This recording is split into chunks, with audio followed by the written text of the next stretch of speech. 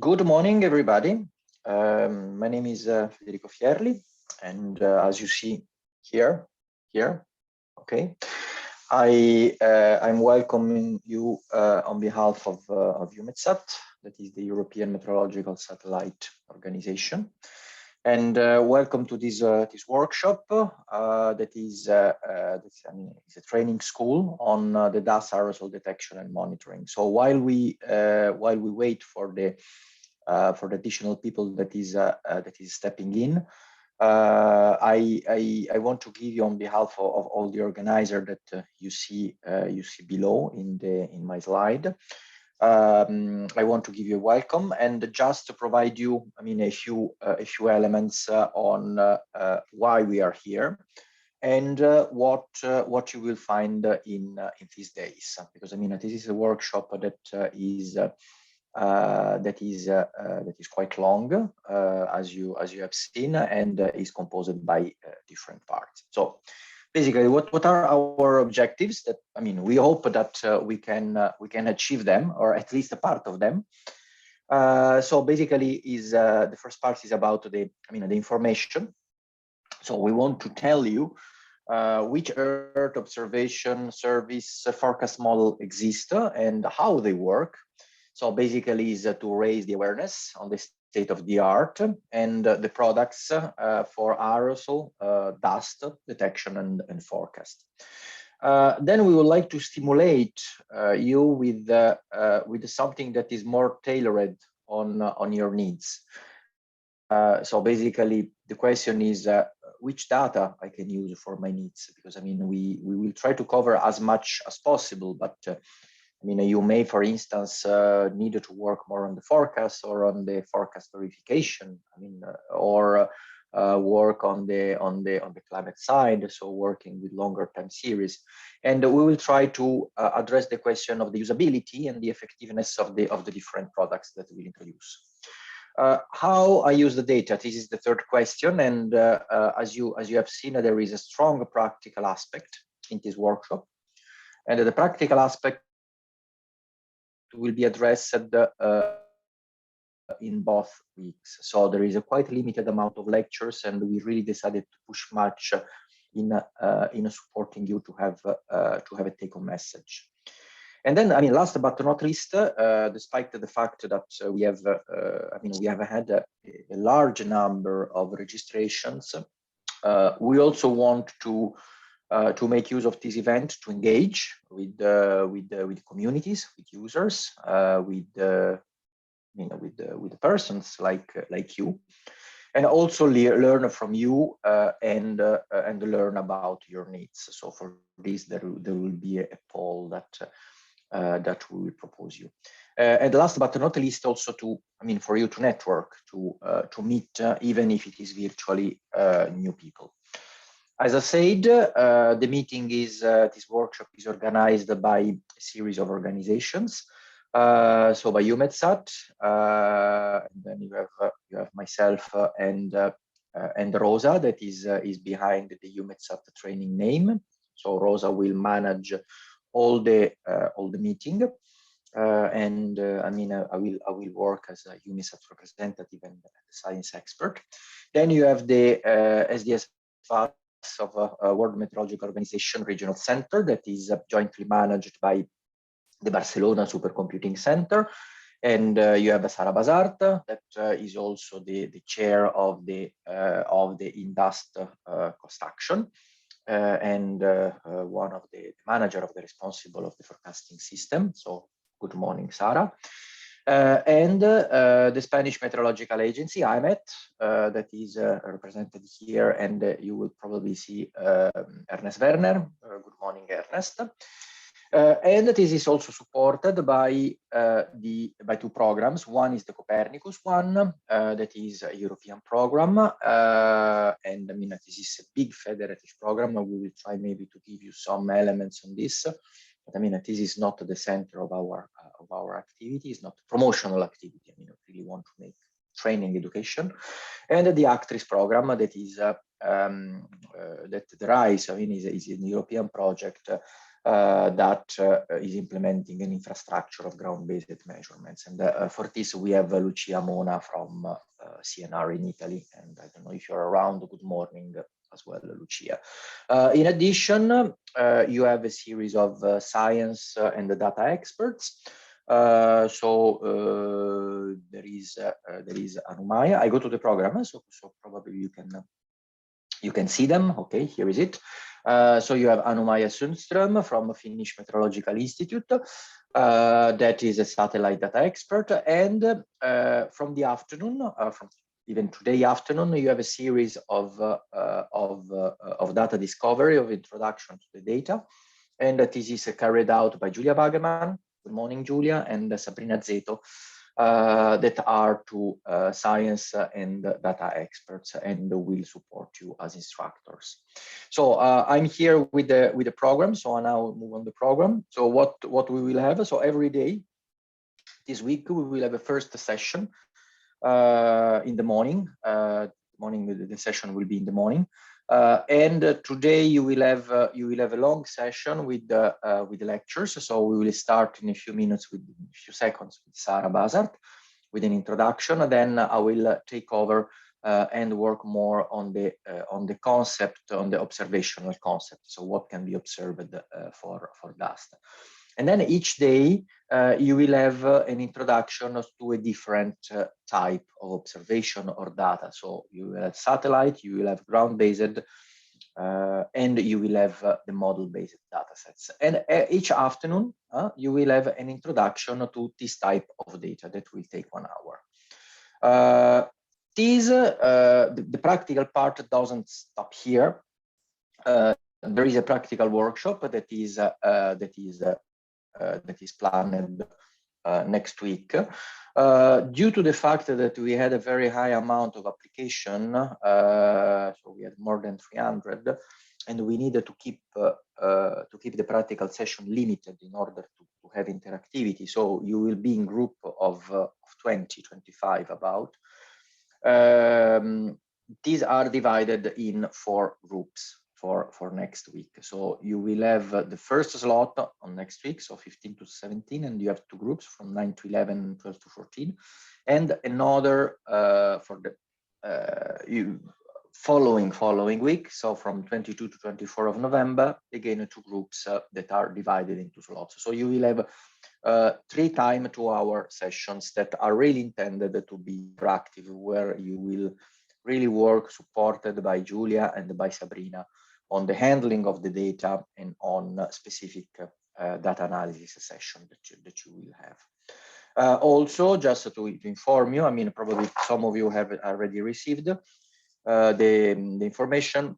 There will be a reload, a replica of this event at the end of January 2021, in order also to accommodate, I mean, the additional participants that couldn't attend the practicals in the next couple of weeks. And I mean, we really do apologize with the one that we couldn't accommodate at all in the practicals, if some of you are following.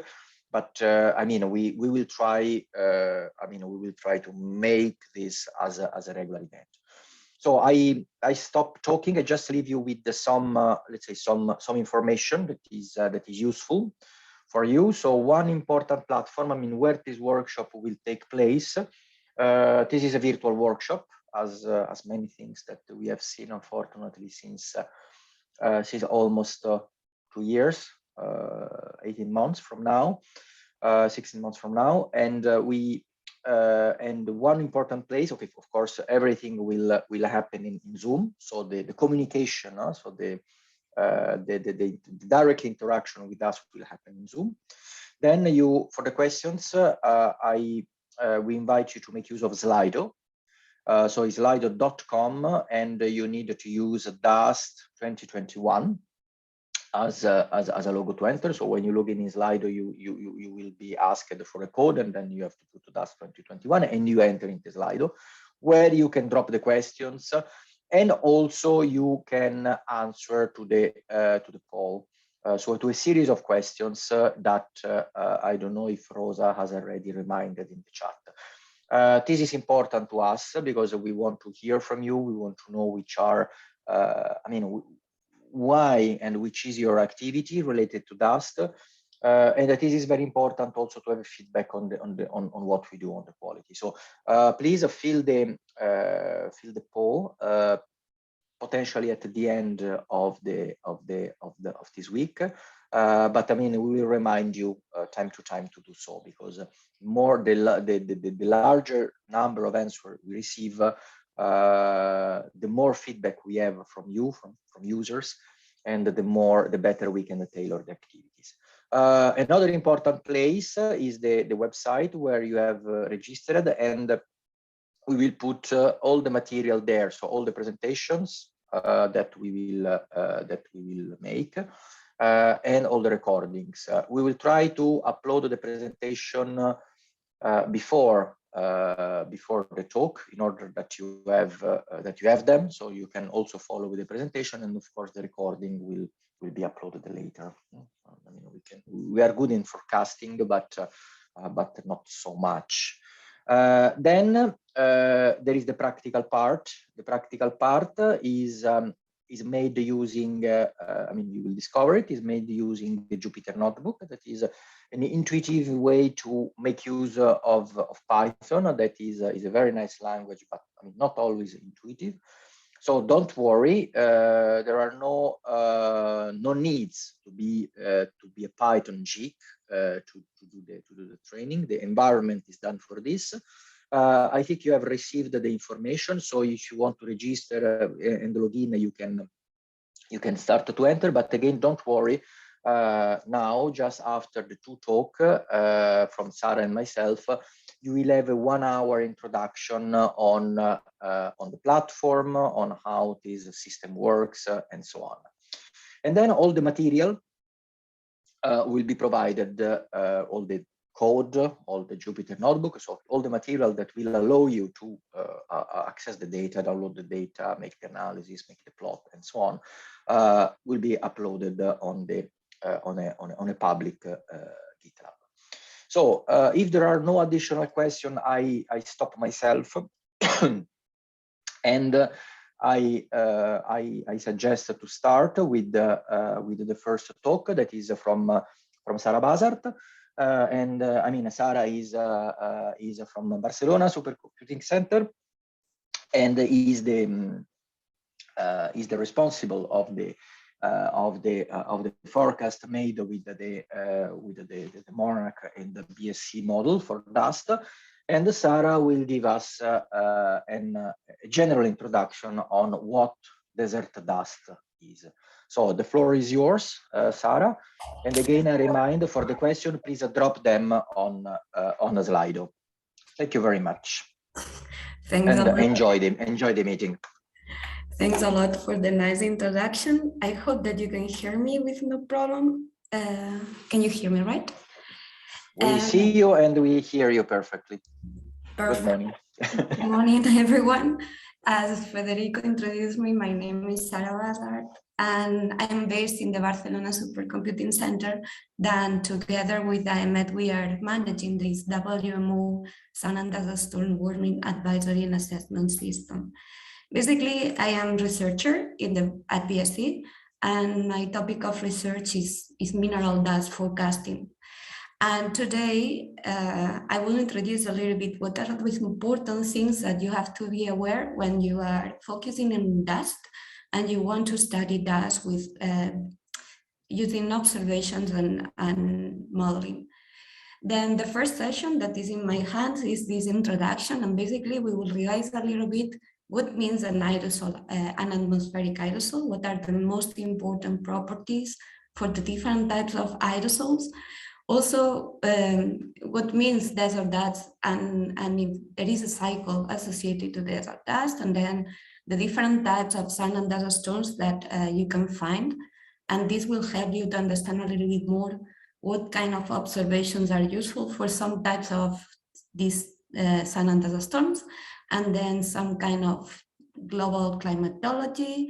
And finally, for Friday, we will focus in modeling, and basically how we can use the observations for really compare the model outputs with the satellite data. That is basically my focus of research. Then I will start today with the atmospheric aerosols. And basically, as you may know, atmospheric aerosols are suspension of liquids, solid or mixed particles with highly variable chemical composition on size. Basically, aerosols can be emitted directly to the atmosphere. This means that we call them as primary aerosols. There is no reaction, then it's directly emitted.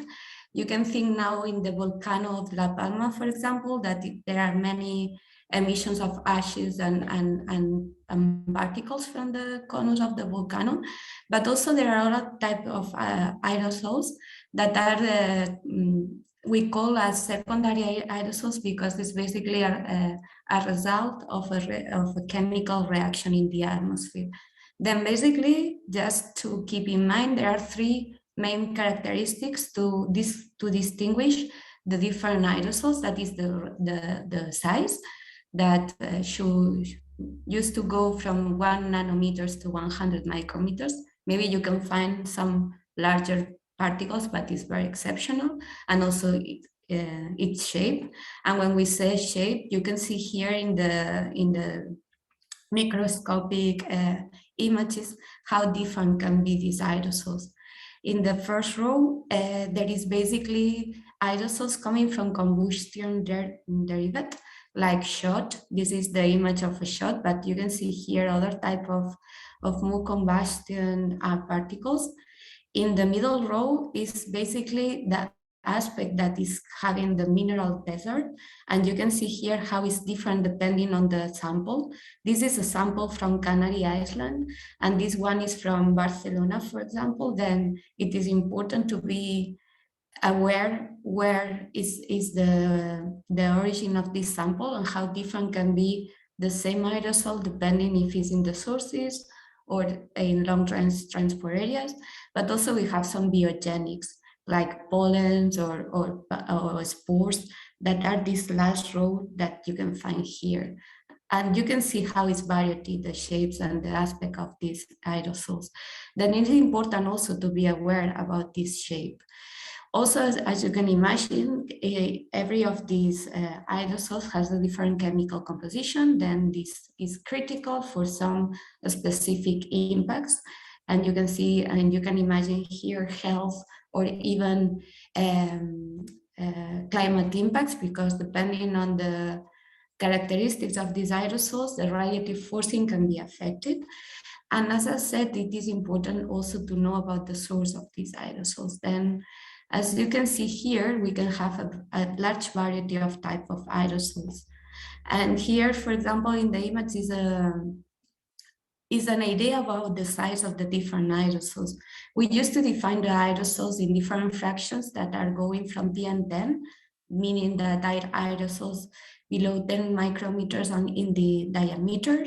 And in this case, we used to have the natural ones, but also we have a typical fraction of PM 2.5, that means aerosols below 2.5 micrometers diameter.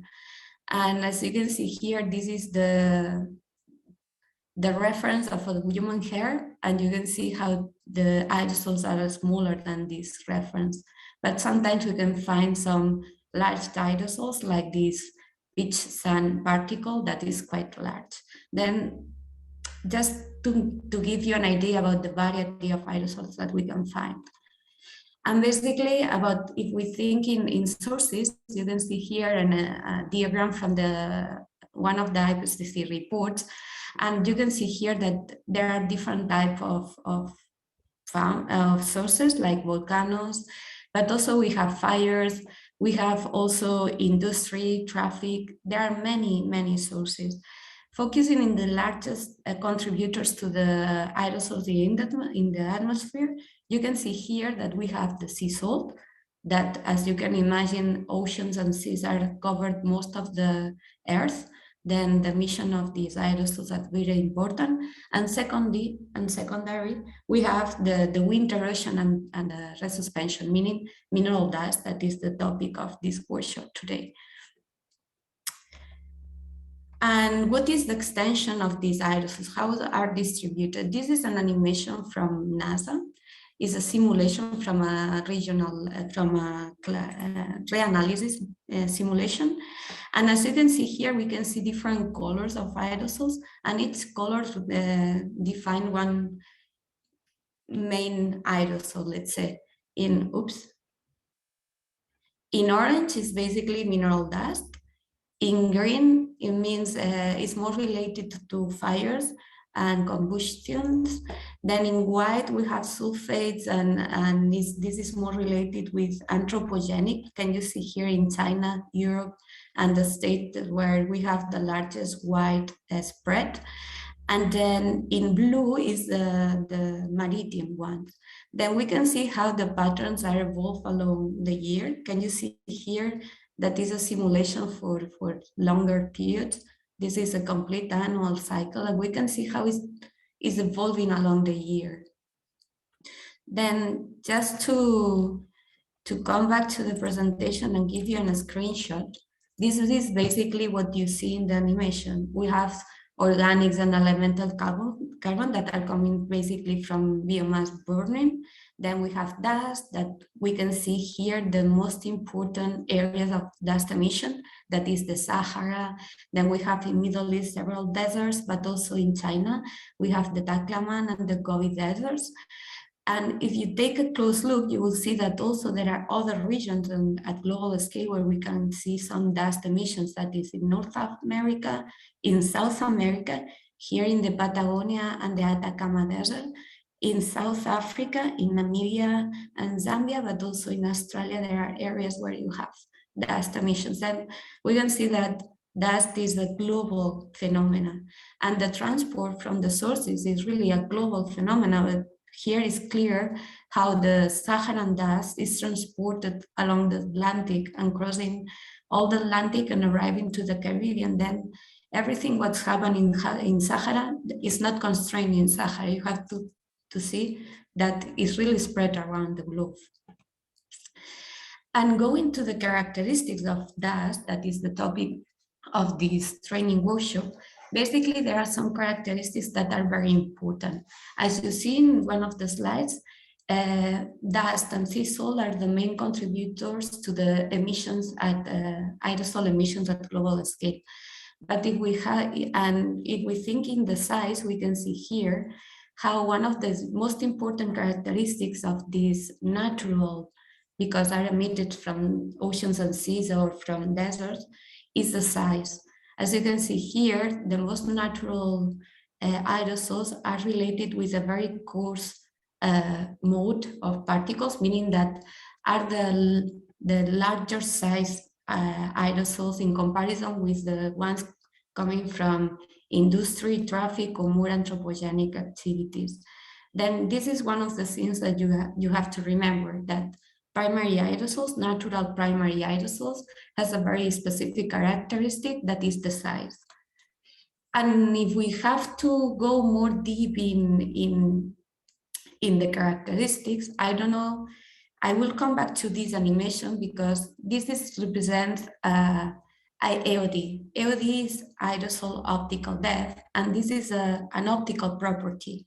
It's quite different from mass, because if we think in terms of mass, it's clear that sea salt is a larger contribution to the global scale. But if we go to some representation of optical properties, it looks like dust is having larger contribution. This is basically because when you think about aerosols, you have to think also in the associated optical properties to this aerosol. In the case of desert dust, one of the properties that distinguish desert from maritime is the absorption power that this aerosol has. In this diagram, you can see a representation, really like a schematic, about how you can distinguish when you have dust from maritime aerosols. And basically the most important difference in the case of maritime and desert dust is the absorption power that desert dust has in comparison with the maritime. And is having the same size, but for example, one of the features that you can use for distinguish them is this absorption. And basically, for characterize the atmosphere, we are using these properties to really measure what kind of aerosols are in the atmosphere.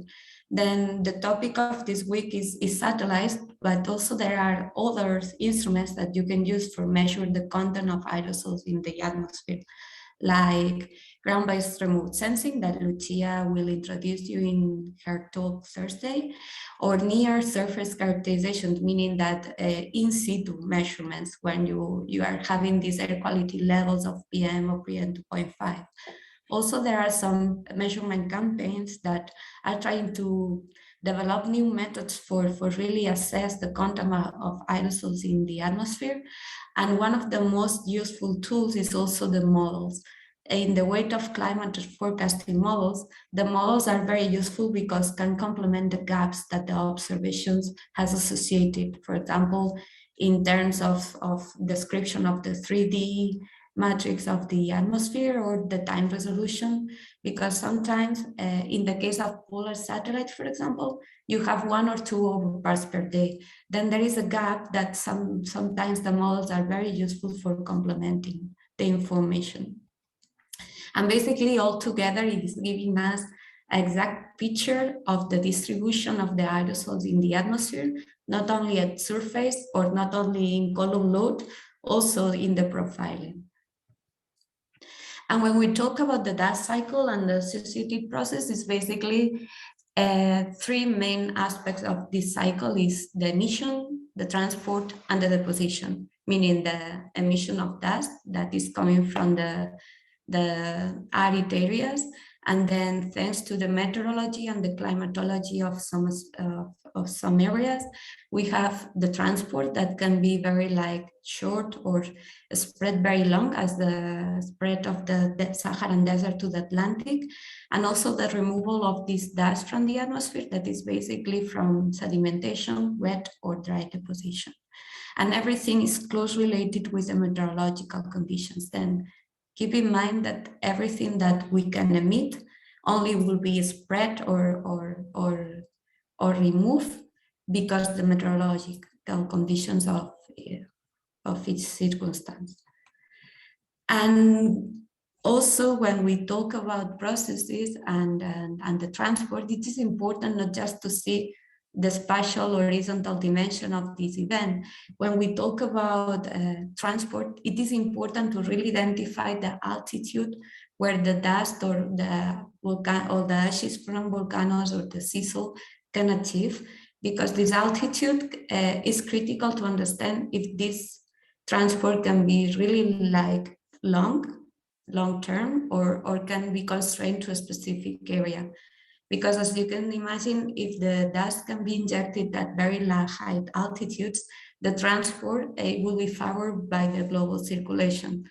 Then somehow it's important that you will identify the areas in horizontal, but also to understand what is the vertical transport of this phenomena. And also the deposition. Why is so important the deposition of dust? Because depending on the box of the air system where these dust will appear, the impacts are different. For example, the deposition on the oceans is a nutrient because mineral dust contains phosphorus and iron that are basically nutrients that can favor the productivity in the oceans, for example. But if the dust is deposited on glaciers or areas where there is snow, this can accelerate the melt of these glaciers, and then can have a negative feedback for climate, for example, because it's reducing the cryosphere. But when we think in land, for example, in that case, depending on the amount, can be beneficial or negative. It can be beneficial, it can be a negative effect, depending on the amount, because as I said, mineral dust has nutrients that are basically phosphorus and iron that can be very beneficial for agriculture or other ecosystems, but if the amount is really large, can destroy crops, for example. And when we think also in other impacts, not just in the Earth system impacts, we can think also in socioeconomic sectors. Strong events can disrupt the transport and also can affect some energy sectors like solar energy, or even it can affect aviation, for example, because can damage some engines of the flight, but also can close airports, and this can affect the general traffic management in some areas. Then the strong sun and dust storms can be also something that is really like a risk, a hazard for society. And also, of course, there are some well-known impacts in health and agriculture. And for these reasons is something that is taking more attraction from the media and so from the different sectors. And the dust is now one of the topics with more research behind. And as I said, we have to identify different type of processes associated to the desert dust emission, and we have to have a clear idea about the differences in certain aspects of this process. We can really see that the dust transport is a global phenomenon, but the dust emission is really like something that occurs in a very local area and is a threshold phenomenon and very sporadic. And this is basically controlled by small spatial and temporal scales, meaning that a gas wind can cause the dust emission. And this is really specific for this area. Once the dust is emitted, then the spread of this dust is more like going for days. You try to imagine how many days is needed to transport dust from Sahara to the Atlantic. Then we have to balance these two types of phenomena, one very specific and constrained for an area versus something that is really like global in the sense that it's affecting larger areas. Then one of the things that you have to have all the time in mind is that the dust emission, the transport and the deposition is really sensitive to the wind speed and the precipitation. Basically, why? Because wind speed and precipitations are the two ingredients for the dust emission. You need wind speed and also an area where we will have dry soils to be emitted to start this emission. Then everything is correlated with the methodology. And this is more or less a picture about where are the most important desert dust sources at global scale. And as we see before, you can see that Sahara and the Middle East is the region where we have the largest extension of deserts. But also we have, as I said, some deserts in Asia, in China, like Tangmaklan and Gobi deserts. But also you have here in North Africa some areas of emission, in South America, South Africa, or even Australia.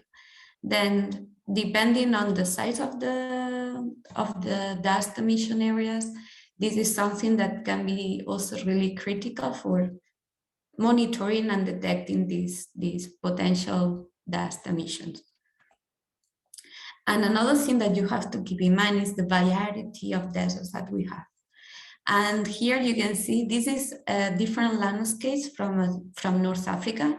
It's the same region, and more or less you can think that that there will be always the same desert, but it's not true.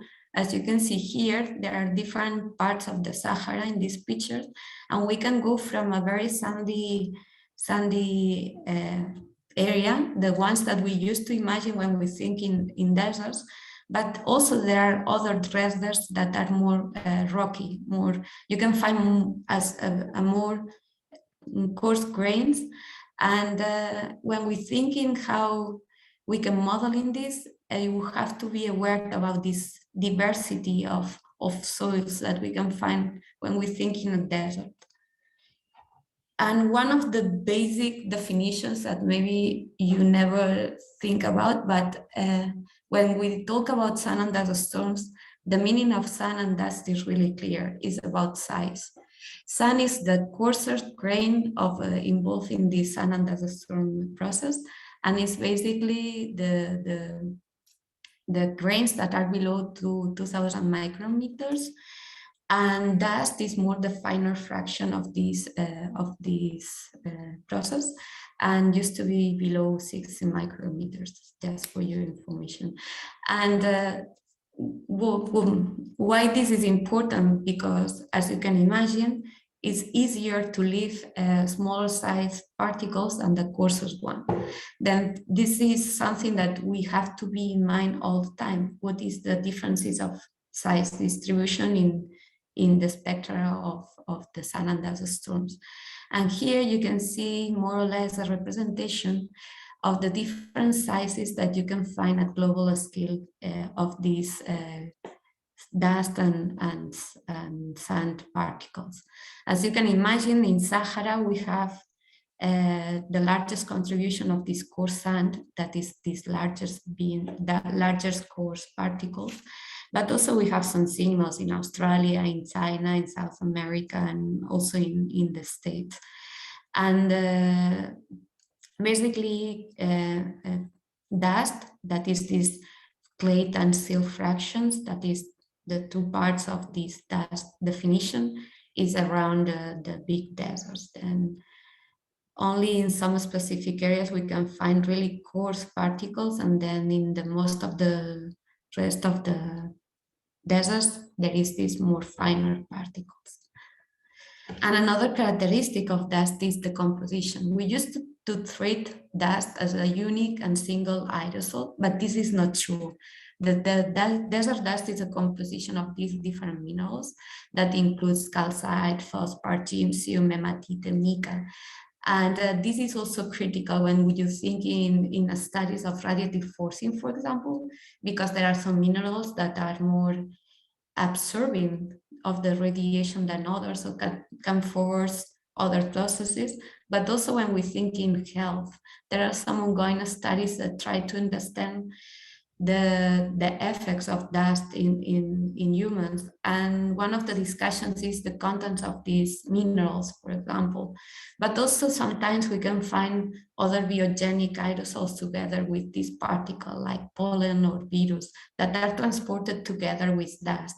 Then when we think in dust, now we used to think in a one single particle, but in reality, is this composition of different conglomerates of different minerals. And this is a nice picture from the satellite MODIS from NASA. And as you can see here, this is the coast of Libya, and you can see here clearly what is the impact of the different type of soils, because we can see here how it's different, this emission of dust from this coast of Libya that is super dark, from this other one more in the south that is more white. And this is related basically of the composition of the soils. In that case, that the dust is more darker, probably the content of iron is larger than in that case that the dust is whiter.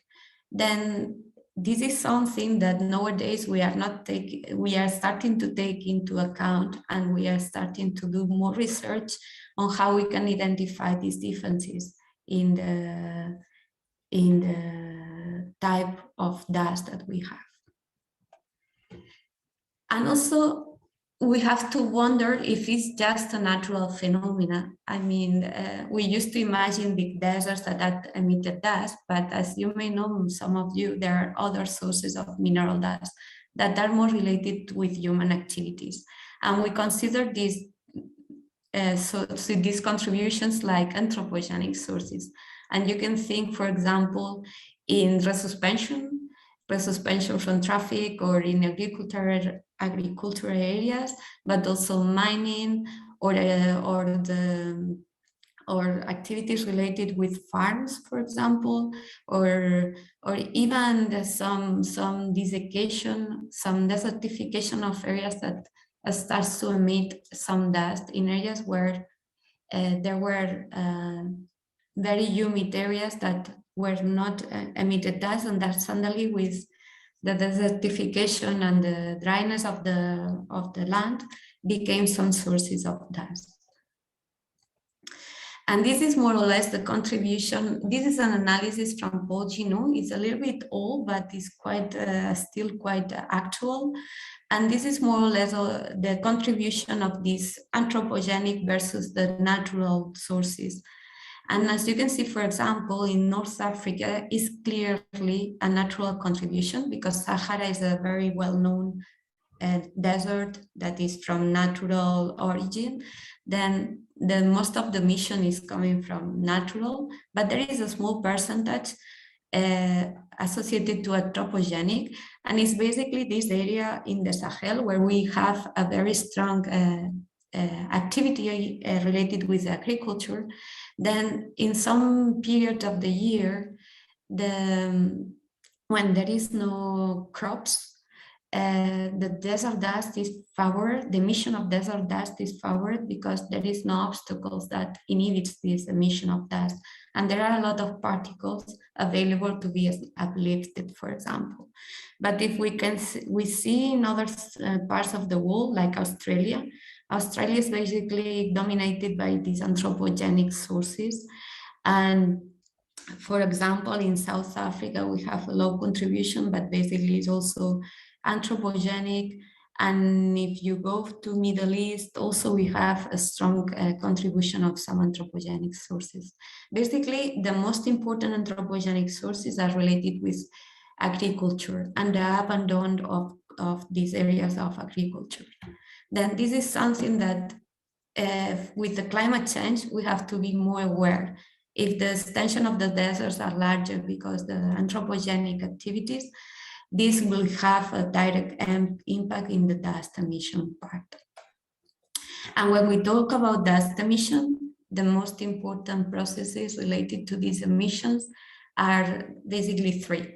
We have the creep or rolling, is when a big rock is doing this rolling effect, and then during this rolling, it's producing the emission of dust.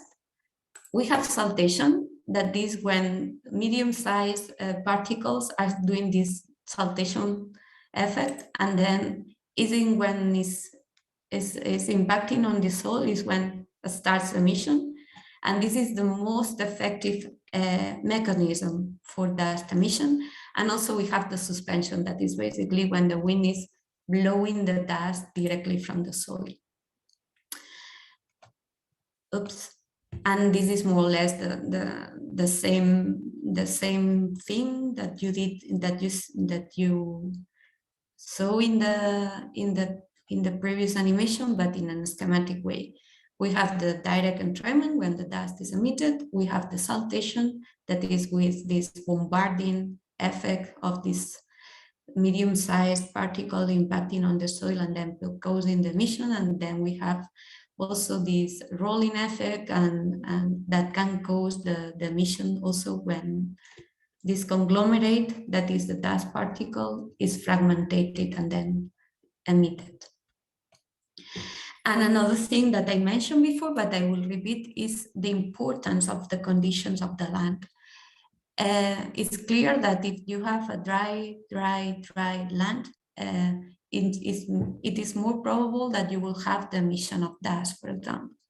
But when there are some circumstances in the weather and the climate of the area that is covered by water or by snow, you can imagine that this emission of dust is really inhibited. Then when we are thinking in dust emissions, we have to do also an analysis about the climatology of the area. If it's an area that is not having permanent snow, cryosphere, you can think that depending on the period of the year, you will have emission or not. And the same thing with the floods and other more wet phenomena. In this sense, you keep in mind that the climate change is affecting a lot of the cryosphere, and areas where typically we never saw some dust emission now starts to be sources of dust emission. And we are thinking now in high latitude dust. For example, Russia, Iceland, Canada, South Argentina were covered frequently with this permafrost, and now with the climate change, starts to emit some dust. along the year. Then how is covered the land, it is also a factor that you have to be in mind all the time.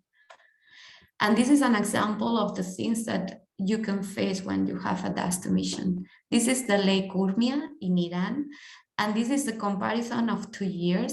The left panel shows the Lake Urmia when it is the water is in the normal countdown, and then while in the right part you have a year where there were a strong drought, and then the lake became totally dry.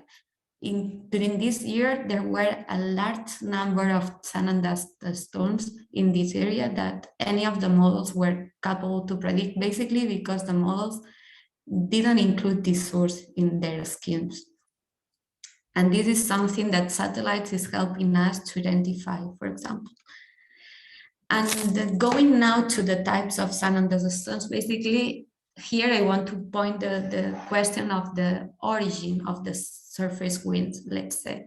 Then you think in meteorology, and if you are meteorologist, you know very well the different type of phenomena that you can find, like synoptic patterns or more mesoscale patterns, and there are some winds that are typically associated to these different scales. Then, because the sand and dust storms are directly linked with the meteorology, we can classify also the sand and dust storms depending on the associated meteorological phenomena that cause the wind speed peak. And we can distinguish like two big groups, the ones that are more related with large scale weather systems and the most local. And now I will give you some examples of the different types of sand and dust storms that you can find. For example, here we have the prefrontal, the ones that are related with a cold front. This is an example in the Mediterranean, for example. And then the winds appears just in front of this prefront of this cold front. And this band of wind is causing the dust emission. As you can see, this is the coast of Libya. And if we can identify the cold front because the position of the clouds, you can see here how appears all the dust plumes in the coast. Can you see here? This is one of the causes that can rise the dust in some areas. Also, we have the postfrontal. This is a nice product from EUMETSAT. It's one of the most useful ones for forecasters. And basically, what you have to keep in mind is that pink means dust, red means clouds. And here you can see clearly a very nice postfrontal event related with this cyclone here that is produced in North Algeria and Tunisia. Can you see? There is a strong depression, and after the clouds, it is when appears the dust, the pink part. Can you see again? See here is this great arc of dust that is covering almost all North Africa. Try to imagine the dimension of North Africa, then this was a very huge event. Can you see here again? It was super nice. And also we have other types of sand and dust storms more related with the global circulation systems.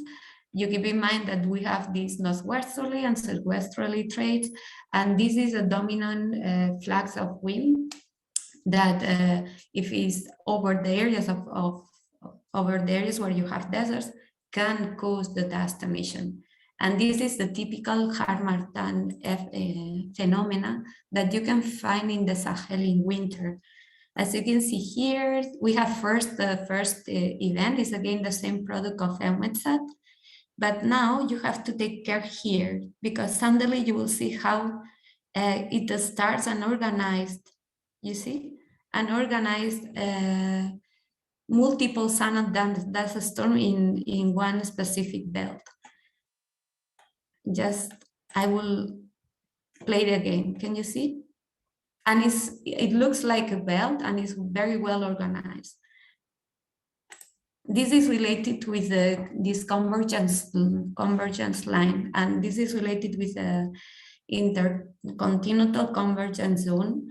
And this is basically these strong northwesterly winds that are these predominant flags of winds that when occurs over the Sahara is causing this well-organized system of sun and dust storms, because it's really like a strong and permanent wind that can have a duration of days and days.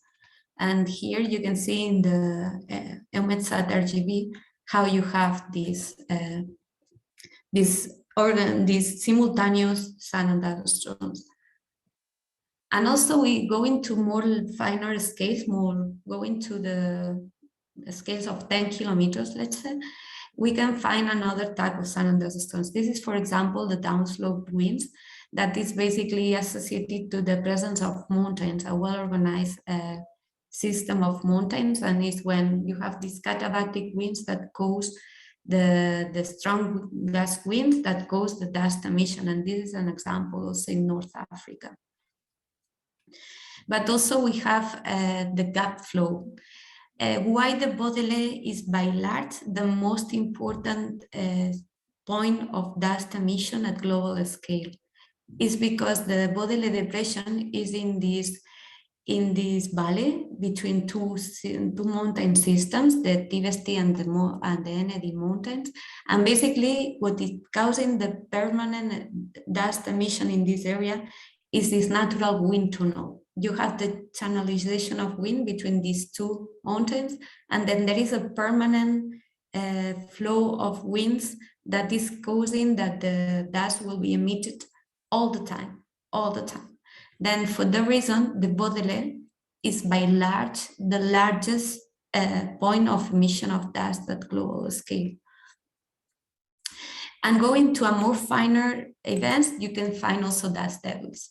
Try to imagine, this is very like few meters, few minutes, and it's related with convection. When you have this bubble of convection that uplifts some air because the soil is really warm, and then it starts a convection, you have this really nice small thunderstorms. You can imagine that the effect is really local and very limited to few minutes.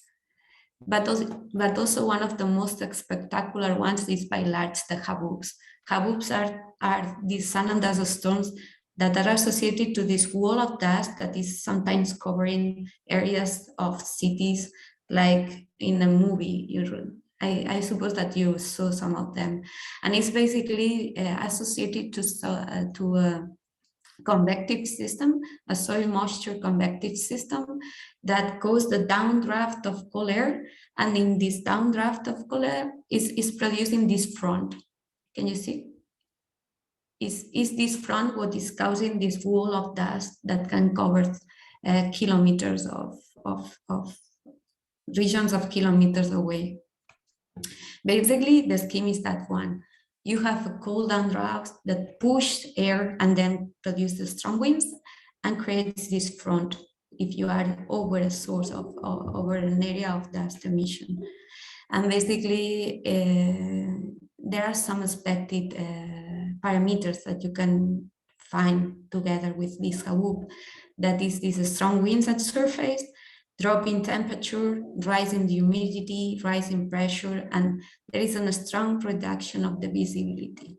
In that case, when you have a haboop, probably if you have an airport or a road close to the event, the visibility can be reduced to less than 1 meter, for example. Then try to imagine it's suddenly dark.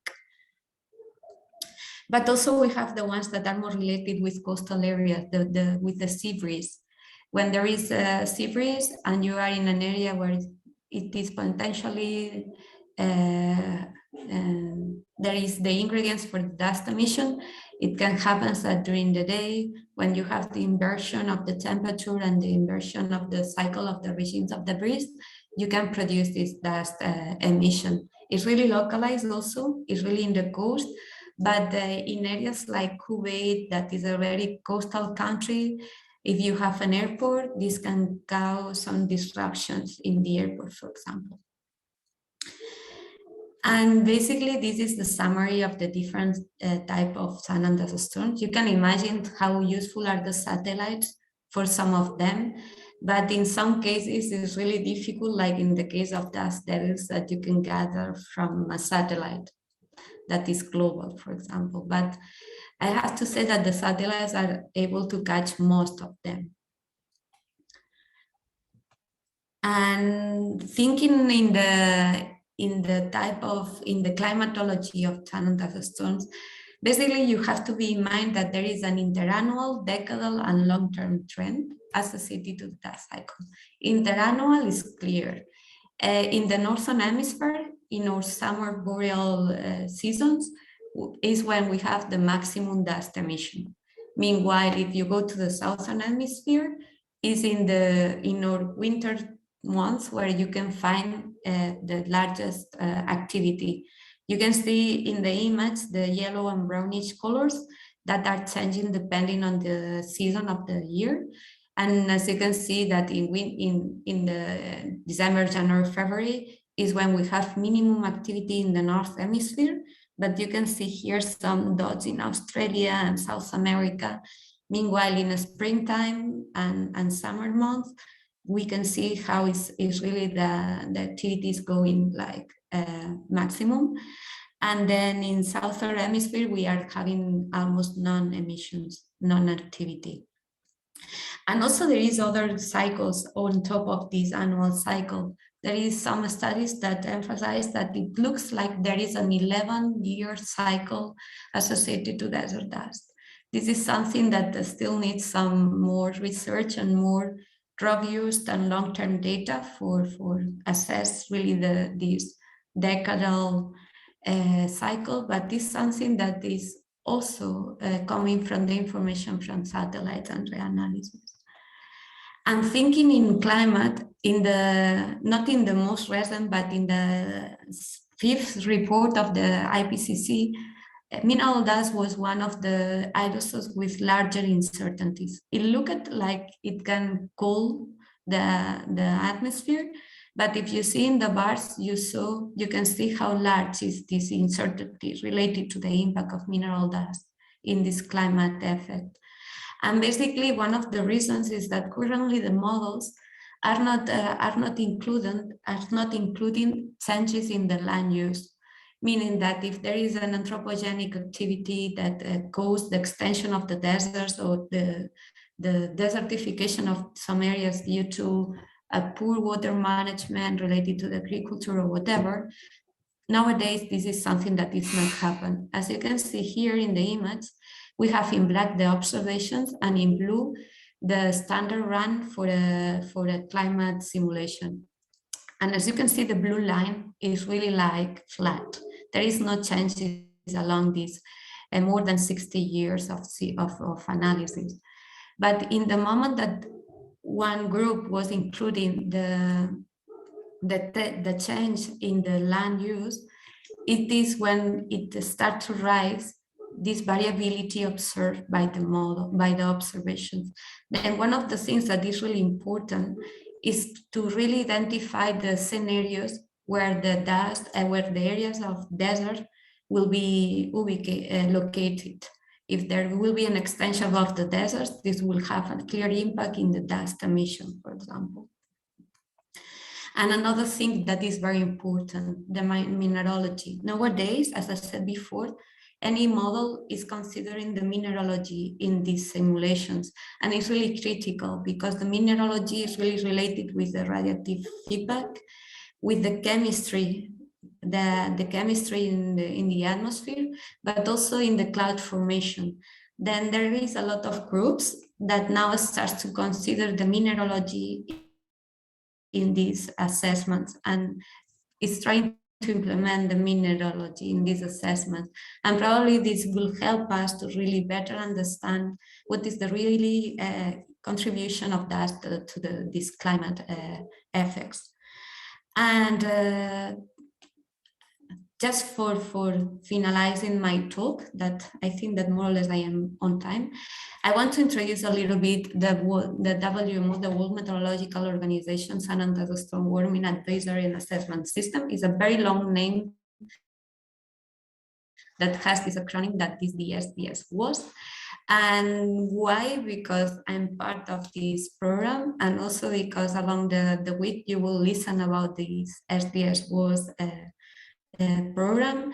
And basically you have to put in context that DAST is having a lot of impacts, and it's having also impacts in society. Then it is basically for this reason that the WMO promote this system that has clear objectives. One of them is the identification and improvement of products for monitoring and prediction and data storms. And here EUMETSAT and other data providers and research institutions are helping us in this identification and also in the discussions on how we can improve this information. Also, it's very important to facilitate the user access to this information. This is a centralized program where all the institutions that are doing research are contributing, and this means that we are trying to simplify your life doing this centralization of the information. And also we are having a very strong commitment with the strength of the capacity of the countries to use this information. And this training is one of the good examples. We are trying to spread the knowledge and also to give visibility about all the things that are in your hands and you can use and are publicly available. Then basically what you have to know is that this program is organized through the concept of regional nodes and centers. And in Barcelona, we are handling the management of the activities in North Africa, Middle East, and Europe. And also we are doing some operational forecast. And this is one of the things that you can find in our websites and also in our Twitter, and you can follow us always through these website directions. There is das.iemet.es and the sdswas.iemet.es. And we have two websites, but very soon, I hope that early next year, these two websites will be merged in one single website and all the information will be there. Basically, the main difference is that in the Barcelona DAS Forecast Center, you can find only one model with plenty of variables. And in the case of the SDS-WOS website, you can find the ensemble. And this is one of the most interesting things for you probably, because we are having now more than 15 models contributing to this multimodal comparison, and you can compare all of them at the same time. And this week you will see, and you can have access to this numerical data. Then with this, Federico, just I want to say thank you to all of you. And thanks a lot to all the contributors to the regional center, to the INDAS community, to the providers of data. And the list is really like amazing. Then just I want to mention Lucia is also here then. And also EUMETSAT is contributing a lot to all the information that we can give you now in these projects. Then thanks.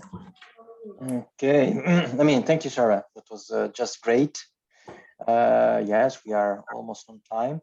I think there are a couple of questions for you on Slido. I don't want if you want to take it now or we keep it at the end of the session. Maybe we can take it now. Okay. Okay, so we have Rosa. Okay, thanks, Rosa, for sharing. Okay, yeah, there are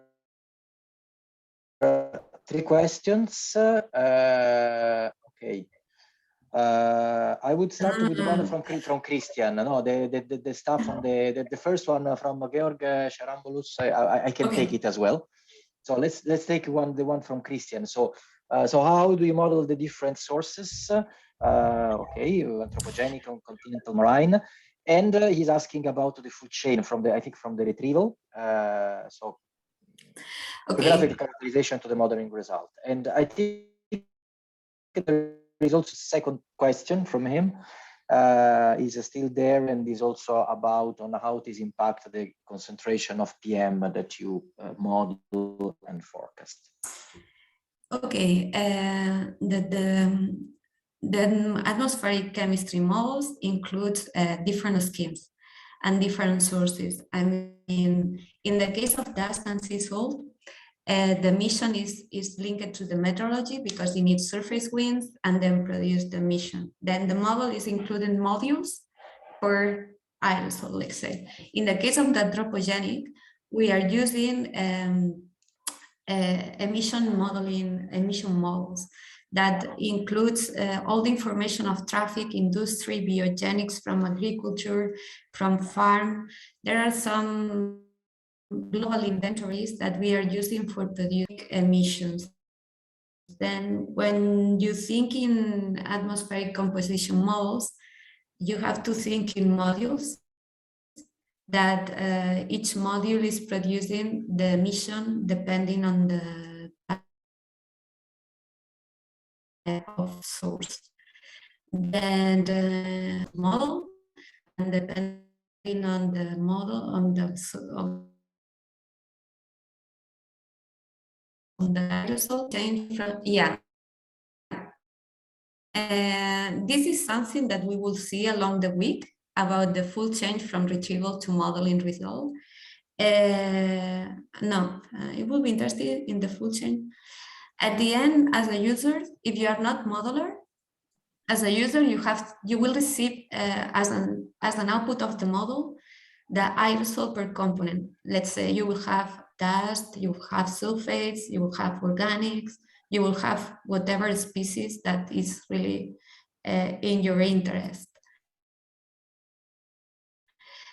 I'm not really sure if you are not modeler, if you are really like interested in the full change. I think that if you are user, the only thing that is important for you is the output, and if the modeler can give you an uncertainty of this output. That is basically coming from the modeler evaluation results. This will be my answer, Federico. Okay. Okay, other questions? Following questions is about, okay, are the aerosol production well mastered in North Africa, or do we need other studies to fully understand the phenomenon and so on? Is a question from Abdelaziz. Are the aerosol production? I mean, in North Africa, basically in Sahara, the main contributor is dust. And okay, the large scale storms are really well identified and simulated. The only problems is when you go to very local phenomena that, depending on the configuration of your model, you can reproduce or not. But I would say that it's well assessed, where anthropogenic activities are emerging, like these mega cities. Still, we will need to constrain better the contribution of these big cities in the total amount of aerosols. But in any case, in North Africa, dust is dominating the aerosol budget. Yeah. Okay. There was another question, maybe. So from Gide, what is the correlation between world population increase and dust aerosol emission? What is the projection into the future? I am not really sure about this answer, but I can tell you that if you go to the last IPCC that was published this year, desertification is enhanced. Then due to bad practices in water management in agricultural areas, then if this is the tendency, we can expect that the emissions of dust will be increased. Yeah.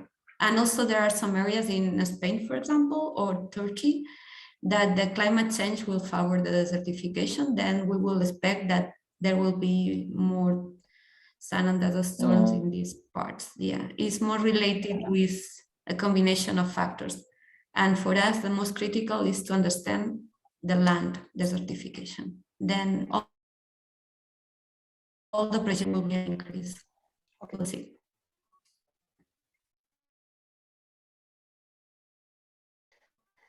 Okay, George, about the It is I'm sure. anticipated. It is anticipated. Yeah, it is anticipated a little bit the presentation. So I started to share my presentation, if you wish, Yeah. and so there is one slide that tries to answer to this. So if you want to comment, Sarah, feel free. So I mean, basically, the RGB is a recipe that is the composite on three different wavelengths. And the three different wavelengths, in fact, are sensitive to different physical phenomena. So the red is more, this is in micrometer. So the red is more sensitive to the optical depth, the green to the type of particles, so droplets or non-droplets, to the phase, and the blue to the temperature. And in fact, the different type of contribution, they enhance on different wavelengths. So for instance, the dust and the thick clouds, they enhance the red part, and this is the reason why it goes to the, let's say, to the violet. And in fact, one of the typical limitation is the fact that you have both thick clouds, the dust. So you can just have clouds above the dust layer. And in fact, being able to eliminate the effect of the clouds on the RGB is extremely complex. So in fact, with the RGB, you observe both of them because of the clouds and the dust, they have a similar impact on the observation. So the answer is basically we would like to. In fact, there are even analyses, to my knowledge, that are done, for instance, with AI. So, for instance, with the possibility to eliminate the clouds with other channels, but it's not straightforward. So I don't know, Sarah, if you want to add something, but This is the image that you have is really like descriptive. What is used to happen is that if you have a haboob, for example, you have the cloud and then everything starts behind the cloud. And it's a cloud that has a very like extension, vertical extension that is really huge.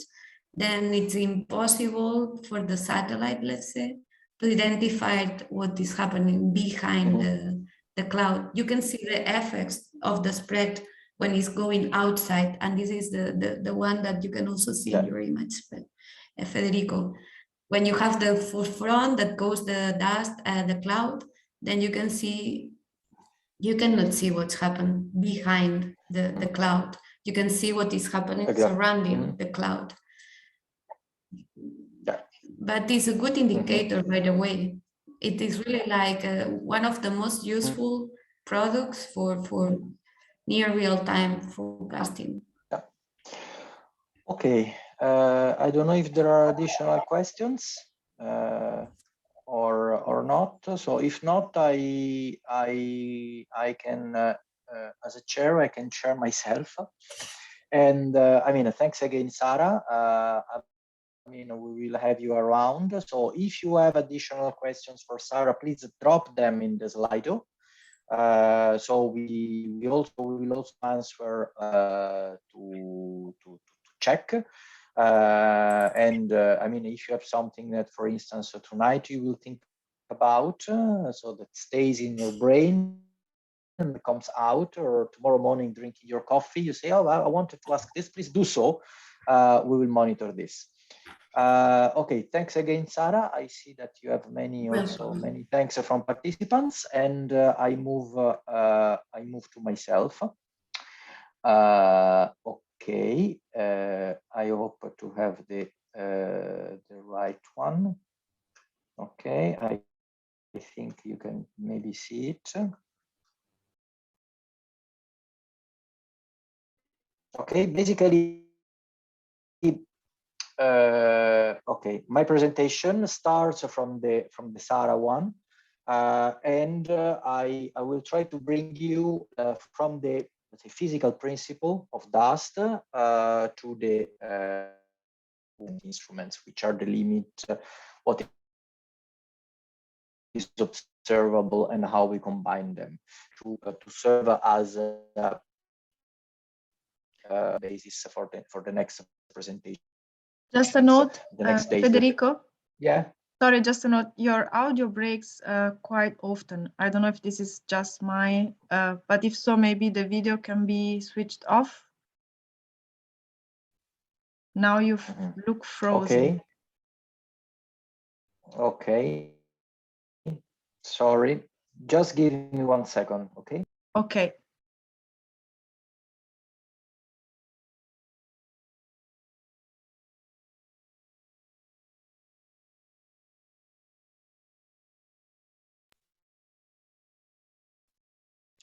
Well, some are writing then they do not have problems. So maybe it's just me. So go on, Federico. It was my then. Sorry for that. Is that okay now? Yeah, because there are many comments in the chat saying that they do not have any problems. So maybe it's just me. So sorry for interrupting. Okay. Yeah. Okay, perfect. I start again. So again, my presentation will serve as a sort of let's say layer for the other one, and I will try to go from the, let's say, physical properties to the observables. So what can be observed and in which way. So basically, I mean, basically the point is to understand and to see in which way the aerosol and the dust can be observed. And this is a sentence from John Aitken, that is one of the founders of the aerosol science. And in fact, he with this type of sentence, he bridges the main point. So the fact that you have little things, so very small particles, as Sarah has shown, that has great effects, not only I mean, in terms of climate physics, but also in terms of observation. So it can change, for instance, the color of the sky. And basically, this is one of the way that we observe the aerosol. So why should we care? So I go back a little bit on which is the aerosol impact. And basically, we care about the aerosol for the impacts on human health, on air quality, on global climate, and has implication on radiation, chemistry, and rainfall. And then aerosol are important from the scale of the lungs, so of the single person, to the global scale, since they are one of the main climate forcers. And then it is necessary. This already brings us to one of the observational needs. So to go really from the nose scale to the scale of the planet.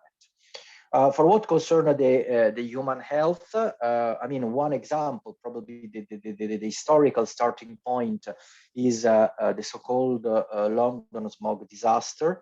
For instance, if you have seen the Queen, the series in one of the most known platforms, I mean, there is one of the event of the series that is dedicated also tells the story of the London smog disaster, and that this is historically one of the first moments in Europe when the effect of smog had a very strong impact on the death, so on the public health, and also on the public communication. So basically, the smog had a strong impact also due to the chemical processes on the aerosol, and after that, I mean, now we have also a perception of the smog as a loss of visibility, and this is an example of what happens in Pasadena on a clear day and on a polluted day. And basically, the aerosol that are in the submicron size area are responsible for this visibility reduction. Another important point for the human health is that, of course, we breathe the air that contains aerosol, and in function of the dimension of the aerosol, there is a different level of deposition in the breathing system. So we see here, for instance, that the finest particles, so what we now define in the air quality and health as PM2.5, have a very higher level of penetration, so they can enter into the pulmonary and more into the deeper breathing system. I mean, while in general, the larger they are kept by the nose. Another important aspect is also the fact that the aerosol can be a vector of, for instance, of bacteria. And this is the example of the meningitis in Africa. So that during the dry season, when there is a low amount of rain, a higher amount of aerosol and the dust, as Sarah has shown, there is the spread of meningitis event. And why? I mean, there are multiple effects, so there are multiple covariants, as we say in health studies. So, for instance, the aerosol have a stronger irritation of the epithelial respiratory system. So, with the same one that are irritated by the cigarette smoke. So, it is a sort of preparation with an easier bacteria penetration. So, it is reduce, in fact, the defense, the self-defense that we can have. The iron dust, so one of the type of the dust is a feeding bacteria. So iron is one of the nutrients, and also the transporting bacteria and the effect of transporting bacteria with the circulation has an easier and quicker propagation. And this is, for instance, are the fraction of total iron in the Saharan soils. One important point is that we have different types of aerosol. So if we look, for instance, from satellite, and this is one composite of the MODIS image, we see that the dust is one of the different typology that we have. And here is a representation of the fraction. So where aerosol are dominant. So you see that one of the big issues is also to be able to discern between a different typology of aerosol. This comes back to the question that we had before. So we have different sources, different emissions. And for instance, if you want to focus on one of the species, it is also important to discern it from the other ones. And I mean, you see here that in fact, often the production of aerosol and the presence of dust is close to other type of sources. And this is the amount. So this is the amount in terms of mass of the different emission. But I won't probably go too much in detail of this. Aerosol. So aerosol are particles, are physical particles, and they have a size. Measuring the size or having an idea of the size of the particles is crucial for many measurements. So basically, we have to start to distinguish a little bit on the typical dimension. There are two concepts that are important. The first is also the lifetime. So how much time the aerosol and the particle will stay in the atmosphere, and that this goes from days to weeks in the troposphere to years in the stratosphere, that is more stable. And also about the decomposition and the chemical physical properties that behind there. So the primary aerosol, to which the dust belongs, is the aerosol that is emitted directly into the air and has a limited amount of chemical reaction. Then there is a secondary aerosol that is especially important in the polluted areas that is produced by gas. So there is, in fact, there is a phase change and there is a conversion process. We will not enter into this. It's just to add the complexity and to show how complex is let's say microphysical system into the atmosphere. And also the composition is different based on the type of source, as we have seen. So we can have aerosol that are typical of polluted region that are composed of sulfate, polluted or say, for instance, volcanic emissions. So sulfate, ammonium, nitrate, sodium. Sodium, of course, comes from water, but also trace metals, carbonaceous, crustal, and so on. And that this is more typical of dust. And there is a question of the dimension. So we consider a threshold dimension that is about 2 microns. And we have, for instance, the fine particles that are smaller than that, and the coarse that are in general larger. And in fact, we have seen that the natural dust and the crustal materials is more on the coarse. And as we have seen, we can also distinguish between coarse in the coarse domain between coarse and finer. Typically, what we see here is that the desert and volcano they contribute to the dust here, for instance, to the wind-blown dust, and we see that is an important part of the overall aerosol production. Of course, is also a different type of particles. And if we start and look a little bit into the dimensions, basically, if we imagine that we can collect okay, the aerosol that are in the atmosphere and measure with the caliber their dimension and their shape, and here you see photos of different type of particles, you can have this type of distribution. So the distribution is not even. So there are specific modes. So they don't always come. They don't come with any dimension. There are preferential dimension of the aerosols, and this is defined in nucleation. So where the radius is very small. So basically, these are let's say the very freshly produced aerosols. So for instance, the soot. This also includes the 8-can nuclei, so that are the background aerosol. Then you have the accumulation mode. The aerosols start to grow, and also you have specific emissions that happens in larger dimensions. And then you have the cores that are the larger, and in general they are produced by mechanical processes like aeolian erosion, or for instance emissions from pollen. And here you have dust and sea salt. This distribution, so this function that you see here in gray, can be parameterized in a mathematical way. This is you will see that this is important, and we parameterize it as a log normal particle size distribution. So basically, we superpose Gaussian. So we give we make use of a representative radius for this distribution. So imagine that here we parameterize, for instance, 3 different Gaussian functions. So we have an average radius. We have a mode, so is a variance, and we have what we have defined Rho0. So is the modal radius. So is a sort of average radius, average dimension for each mode, and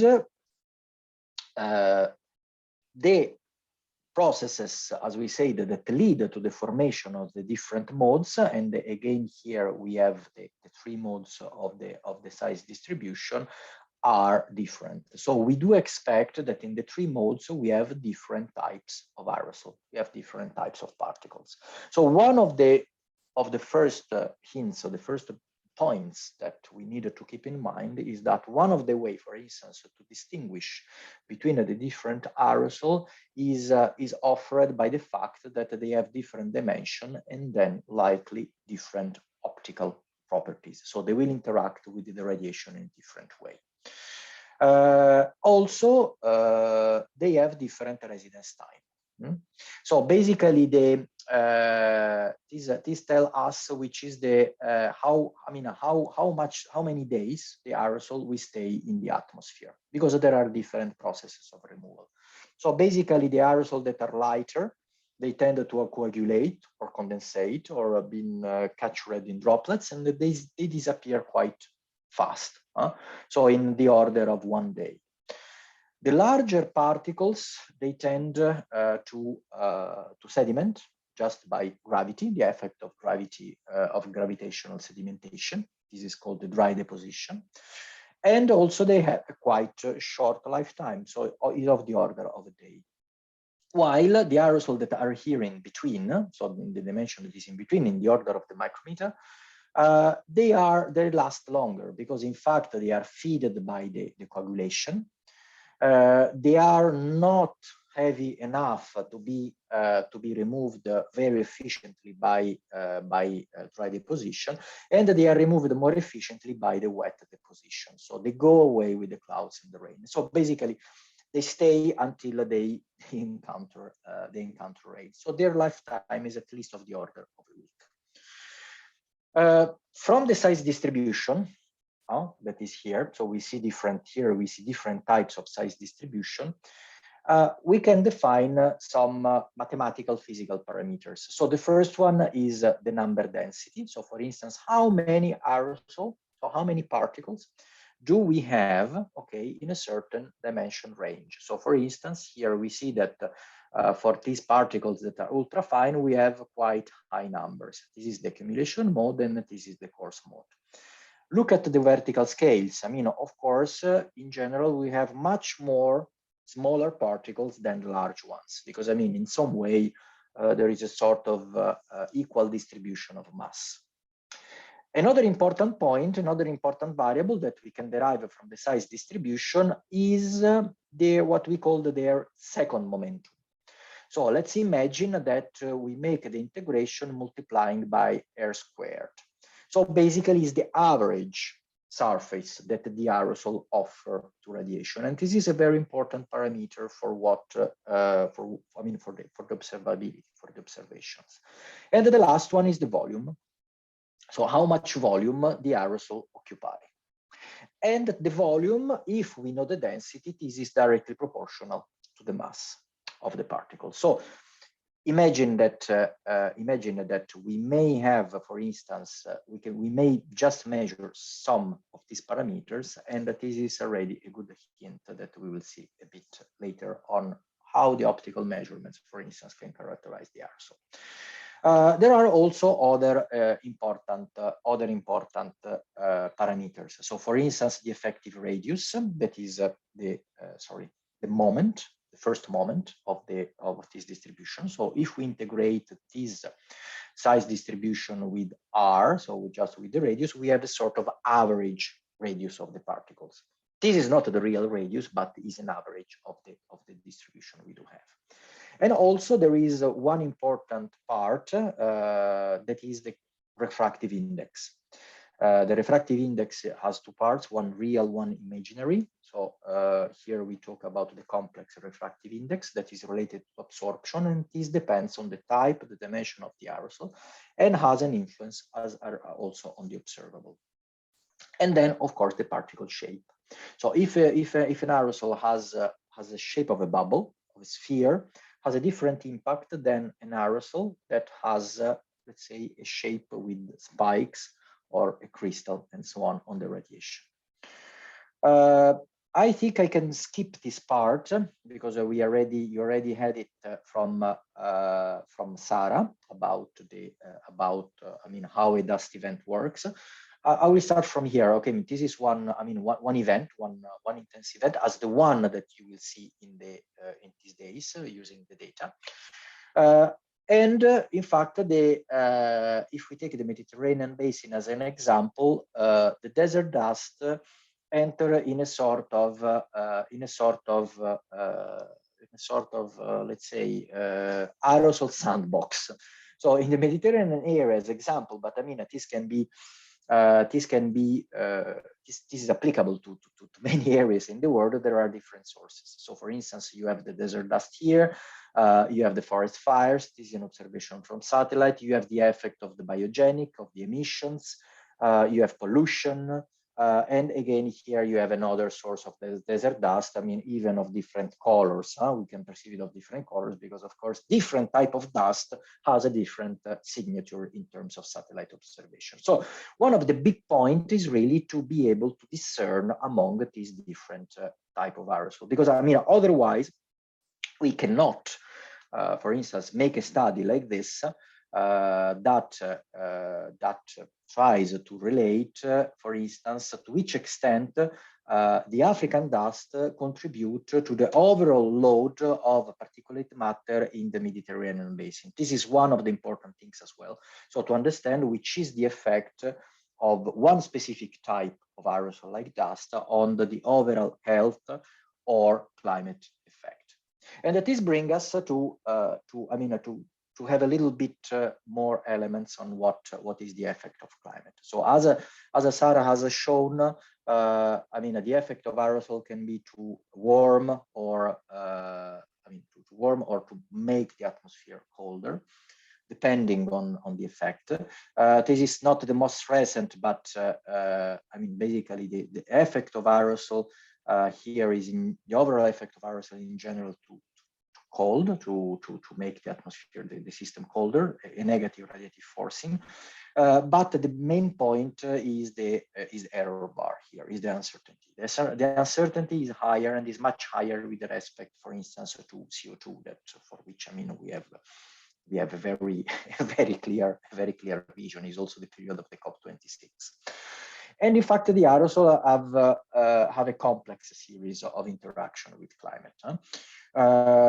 So there is a first indirect effect that is the cloud albedo or the Toomey effect, and that has a negative sign. There is a second indirect effect that basically prolong the precipitation efficiency and has a negative radiative forcing. There is a semi-direct effect that is absorption of radiation by soot, leading to the evaporation of the droplets that in turn has a positive effect, so a heating. Then there is a thermodynamic effect. So basically, droplets have an impact on the microphysics on the clouds, and that this is unknown. This is the series of the indirect effect. Before this, sorry, I should have put this slide before, after. So basically, we have several types of aerosol radiation interaction. So the first one is on aerosol that scatter the radiation, so that they reflect in different directions the radiation that enters. And in general, they reduce the amount of radiation that enter in the atmosphere. So with an increase of the albedo and a net cooling effect. If the aerosol have the capability to absorb the incoming radiation that may come from the sun, but also from the infrared at the ground, they have a net effect of warming. And then, I mean, these two effects can have a balance. And then we have the effect that are indirect and include the effect of the clouds. So basically, the aerosol serve as a cloud condensation nuclei. And for instance, if we increase the amount of aerosol, for instance, we can generate more droplets that are smaller, and we see the effect here. So for instance, if I have many particles, much more particles, so I can increase the amount of droplets. If I keep the amount of water the same, so if I don't have more available water vapor, the water vapor will form smaller clouds. And then these will have potentially two effects. The first one is to have a higher albedo, so to increase the amount of scatterers. And the second one is to suppress precipitation, because the precipitation also depends on the dimension of the cloud, of the droplets. The larger the droplet is, the larger is the effect of coagulation or cohalensis, and the easier is the formation of rainfall. So basically, to conclude this part, this element, the aerosol in the climate is a complex issue. So the aerosol, like the dust, they have an impact on climate, and this impact, as Sarah has shown and we have shown, has a larger uncertainty that is related to the superposition of this effect. There is not only one effect, there is a superposition of different effects.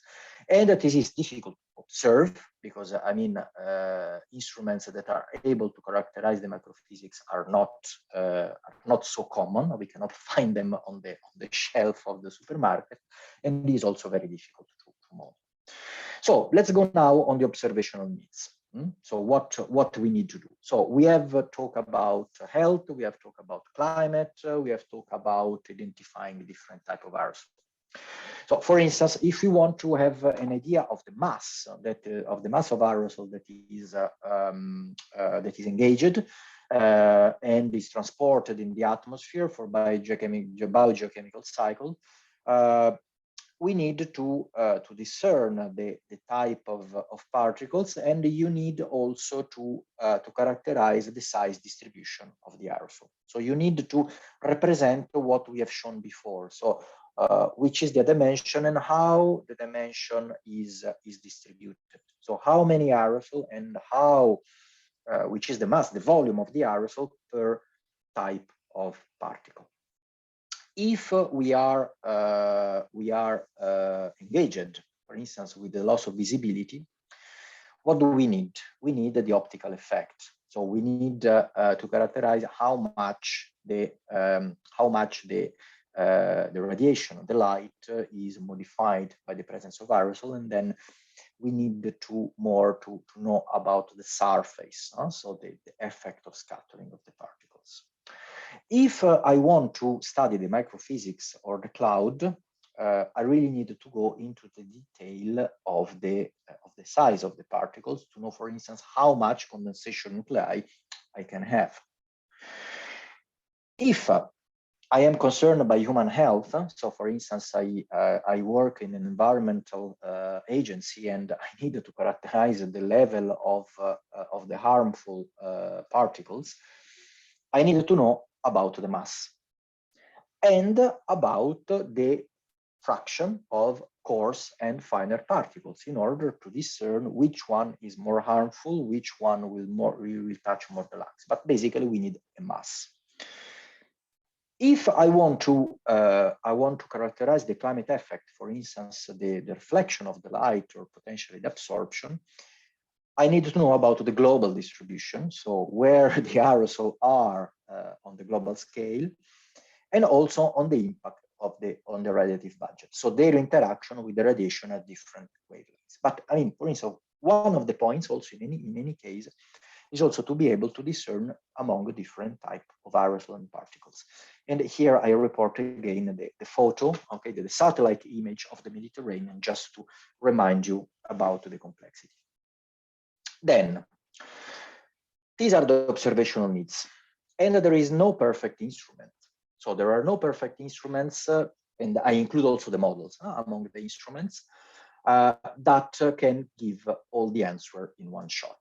So this is an image of a well-known Indian story. So there are blind people, or let's say blind scientists, or blind aerosol specialists that touch an elephant or touch an aerosol.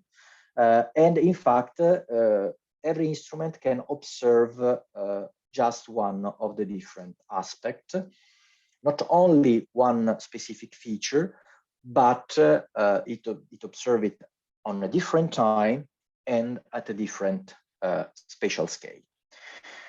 So let's think, for instance, about in situ. In situ means that I mean, I measure what is at nose level or what is close to the observer. The first thing we think about are the reference stations. So what is used for air quality, official air quality, and here is the reference of the IONET in Europe. So the data are distributed in Europe by the Environmental Agency, and in the US by the EPA, the Environmental Protection Agency. I mean, these are gravimetric methods, so they measure the mass. So basically, you have this type of, I mean, it looks like a stove. So you have a head where you have a pipe where the external air enters, and it is blown on a filter, on different types of filter. So you see that you have a series of filter with a different granularity. So the first we select the particles that are smaller than 10 micrometers. So here we have the measurement of the PM10. Then you put the so-called PM2.5, so another filter that is just below that filter for the particles that are smaller than 2.5. Then you have also the PM1 for some of them, but I mean the mandatory measurements is 2.5 and 10. And in fact, what you have here, you put filters, and after that they are exposed, they become browner in different ways. So basically what happens is that you measure the amount, I mean, you make it a double weight. So you weight the filter before and after, like, I mean, for the babies, when they are breastfeeded, to estimate if they are eating milk, you weight them before and after. And this is the same with the filters. So you estimate the amount of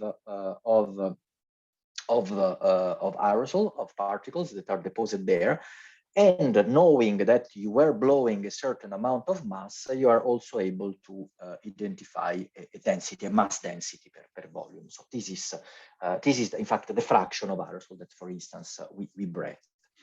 Of course, this is a direct measurement of mass, but these are also disadvantages. So for instance, needs for an operator, even if now there are some automatic, has not a global coverage, because I mean, I need to install one of these in any point, and is let's say relatively expensive to have a big network.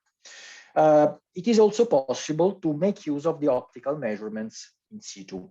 So basically, I mean, there are different type of way to measure it. I mean, basically, these instruments, and here I show you also one concept are the low-cost measurements. So the particles, for instance, enter in general are sucked into a very small chamber, and in a small chamber, in general, you have an active source of light that measure the scattering or the interaction of light with the aerosol, and this is proportional to the amount of particles. So this is a derived measure of the amount of particles. So this is not a measure of mass. It's a measure of let's say of a burden of scatterers, of optical scatterers, and here you have a reference of the status of these instruments. And I mean, there are different techniques, and that these instruments are more and more used because I mean, lightweight, not expensive, but they do not measure a mass. And for instance, if you want to look at something that is more refined and, for instance, was used much in research, is the optical counter. So I mean, the concept is that you have a nozzle, so you put the air in, and in fact you have a system of optics where you have a light scatter, so you have a specific light source. And then you can have different channels, for instance, that distinguish for different aerosol size class. I mean, they are typical here in a sort of ring, in a sort of arch. And these instruments are, I mean, relatively complex, but they give very interesting information because, for instance, you can sample here in this way, as you see here, the particle diameter. So you can have an estimate of the particle size distribution. And for instance, this instrument, it is an example of an experiment I took part when I was much younger in Arctic. So these instruments can be also mounted on balloons and can measure the tenure, the amount of, and also the size distribution, estimated size distribution in a remote region. These introduce us, so these hybrid instruments that, I mean, make use of optics, but measures in situ, brings us to the concept of remote sensing. So making use of the interaction of aerosol with the radiation to measure at a distance. So what is remote sensing? I mean, basically, I make use of artificial devices, I mean, rather than the eyes, to measure at a distance without intervening in the medium. So here we are not talking about what we call in situ. So these are distance measurements. So I observe a mass of air that is somewhere else. And basically, the remote sensing is done measuring parts of the electromagnetic spectrum. This is the electromagnetic spectrum that, I mean, as we see here, is divided into different parts. So just to be simple, to measure the aerosol and the dust, we will stay in between the infrared and the UV visible.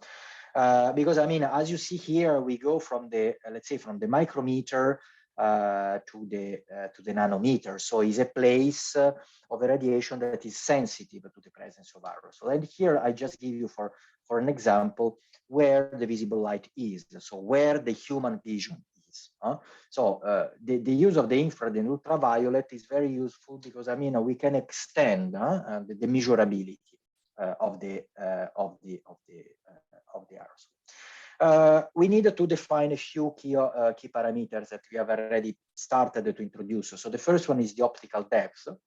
So basically, when the light transverse a medium, there is an effect of extinction. The extinction is caused by two processes. So the absorption, so how much light is just absorbed, so energy is transferred from the light to the medium, or scattered. So the energy is not absorbed by the medium, by the particles, but is deviated. We have the single scattering albedo. That is how, let's say, these two processes are relatively important. basically the single scattering tells you how much the scattering is more probable than absorption. And then you have the scattering phase function that tells you in which direction the radiation is scattered. The last one that you will see is the angstrom exponent. That tells you how strong is the extinction, so how strong is the reduction of the electromagnetic radiation with respect to the wavelength of the radiation. And as we will see, this is strongly influenced by the dimension of the aerosol. Okay, the optical depth. The optical depth is based on a law that is the Beer law. Without going too much in depth into mathematics, I mean, basically, if I have an intensity of radiation here, once I interact with the matter, this is reduced in an exponential way, depending on these two parameters. So the one is for the scattering, the second is for the absorption, and this is the optical depth. Basically, with many of the instruments that make use of remote sensing of the change in the electromagnetic, we measure changes in these we measure indirectly these parameters. It is also we can also with the optical depth parameterize and see which are the values of the single scattering albedo, and also having an idea of the extinction coefficient. The optical depth is a unitless, while the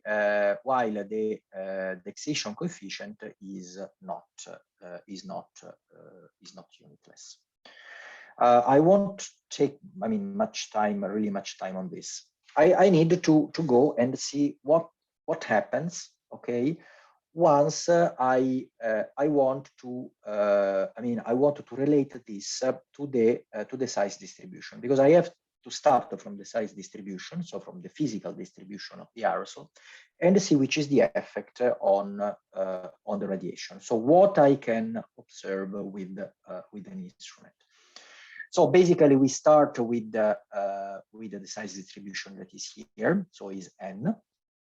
And in fact, the extinction is related to the dimension of the particles and to a function that is called extinction efficiency, and is also proportional to the radius. Then this is an integral, and we estimate the overall extinction, so how much radiation I lose interacting with, let's say, a volume of aerosol or dust, by integrating the amount of aerosol with this function. So without knowing how this function, we can imagine that if I have a lot of aerosol, they will increase the level of extinction.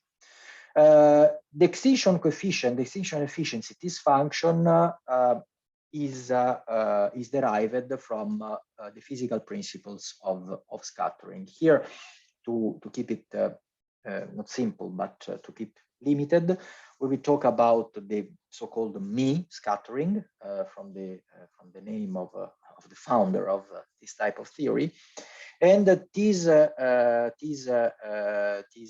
approach is made to deal with aerosol, as we will see. So typically, the shape of this function is like this. Is quite uneven, and it depends on the wavelength. So, for instance, you have places, regions where this function is larger and more efficient. Just to give you some ideas, to go back on the real. One important point is the size parameter. So basically, which is the ratio between the aerosol dimension and the wavelength in which I am observing and working. So this is parameterized by the size parameter, that is the ratio between the two.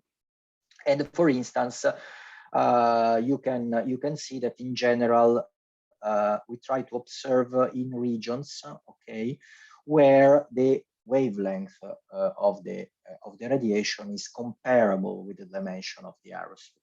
because I mean, here you see the effect. So for instance, if I go to a measure at wavelengths that are much larger, okay, than the scatters, than the particles, like for instance with the molecules. So I look, for instance, in the visible and I see the effect of the molecules, I will just see an effect that goes from 1 on wavelength to the 4th, and this is the effect of what we call the Rayleigh scattering. This is the reason why the sky is blue.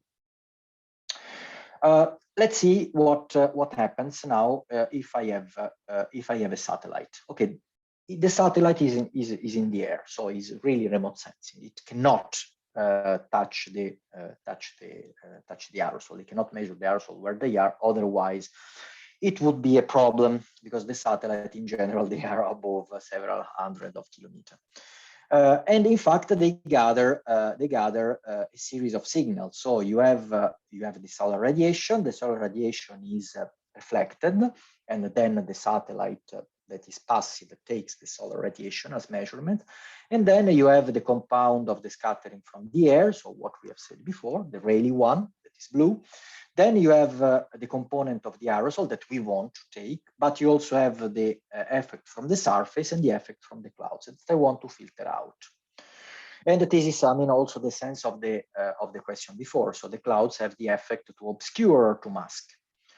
One other, let's say, advantage and limit of the satellite is that they have different geometries. So you can have a satellite that are so-called sun-synchronous, so they make orbits. And that this gives the possibility, for instance, to be closer to the Earth, to have higher spatial resolution. You can use it also for active observation that need one source, like radar, like LiDAR, because it's not so far. Huh? So you still can measure the effect on the atmosphere of the light source, of the radiation source that is on the satellite. However, as you see it, it doesn't observe the same place in a continuous way. So it has a revolution time. And for instance, if I want to see the evolution of one cloud or one dust tongue in a few hours distance, I cannot make use only of this. Geostationary, so the satellite is at higher distance, is farther, but it turns in a solidal way with the Earth. So it always observes the same face of the Earth. So the advantage is that you have a very good time resolution. This is like the Meteosat, but the disadvantage, of course, is that you need constellation to have a global view, is farther. Then there is a question of intensity of the signal, and also is less flexible in terms of using different type of observation and wavelengths. So basically, all the game of the satellite retrieval and of the satellite analysis is to be able to identify which is the tau, so which is the absorption that is caused by aerosol, taking into account that what you have as an observation here, that is the top of the atmosphere, is the superposition of all these components. So let's make an example without going too in depth. Okay, for instance, I'm here at the satellite level, and what I receive are the superposition of, let's say, the surface reflectance. Get rid of the clouds for the moment. What is reflected from the surface. The aerosol as a reflector. So I have the radiation that is entering and is reflected by the aerosol, and this depends from the optical depth. And I also have the effect of the aerosol as a filter, because the aerosol itself reduces the radiation by this type of law. So basically, I have this type of equation, and then I have to estimate tau. There are techniques that do this. I just show you here the effect of the reflectance of the surface, how it is a change the signal that I measure, and you see here, for instance, that. The fact that the aerosol add the reflectance of the surface, change the reflectance, and the aerosol in general diminish the contrast between bright or a dark surface. And the surface themselves, like you see here, for instance, the dark surface, like the ocean. So when we have less of this radiation, okay, this makes the aerosol brighter. So the aerosol are more visible, okay? While, for instance, if I have bright surface like desert, the aerosol gets more invisible because I have this component, the red component that comes from the surface that is higher. This also brings us, for instance, to other ways, and this is typically used by the geostationary satellite. This is gathered from for instance, from the NASA, and is the so-called RGB. So red, green, blue. So there are ways to compose the different wavelengths that are observed by the satellite in order to obtain a blending that offer the possibility, like here, to have to identify the dust with respect to other parts. So, for instance, we play with the different parts of the spectrum or different bands that are sensitive, for instance, to different elements. So as we said before in the answer here, with the red component that goes and more on the dust, we are more sensitive to the presence of dust and clouds, and this is visible here as this magenta tone. And this way to blend the wavelengths, to compose the wavelengths, is also useful to reduce, for instance, the effect of the surface, of the warm surface. 5 minutes and I conclude. The second approach is to work on remote sensing from the ground. It's easier because you don't need to launch a satellite. So one of the instruments that we hear about are the photometers. And the photometers, I mean, basically they measure the effect, the direct effect of the radiation from the sun into the atmosphere. So basically they measure.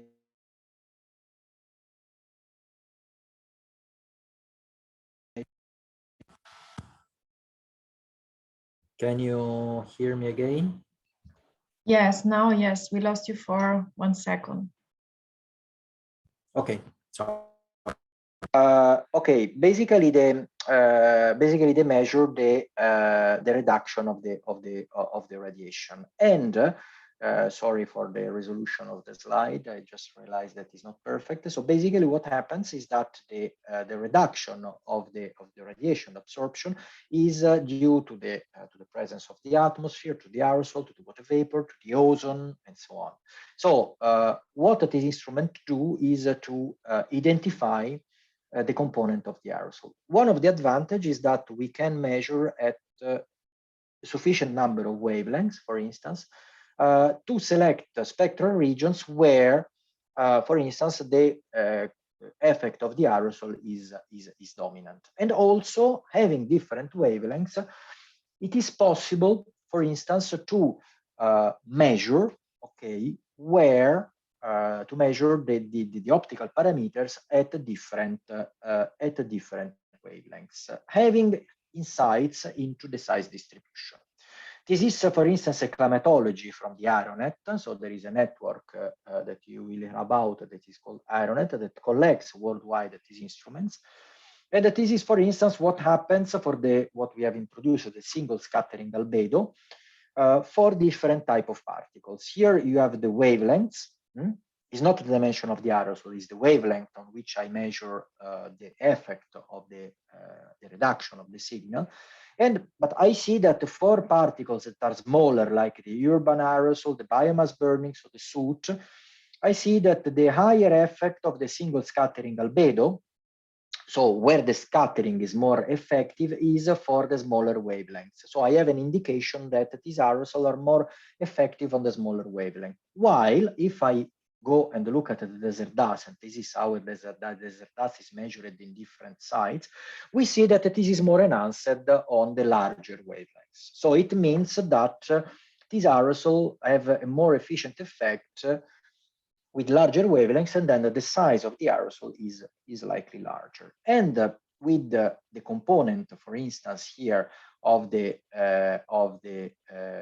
angstrom coefficient of the ratio, so between the different wavelengths, I'm able for instance, to estimate the overall effect, so the total extinction. I can relate the total extinction to the total volume, and I have an indirect estimate of the aerosol distribution. And you see here that from the observation, you have the dust. Okay, when I have dusty areas or dusty aerosol, you have this growth of the coarse model we have talked before.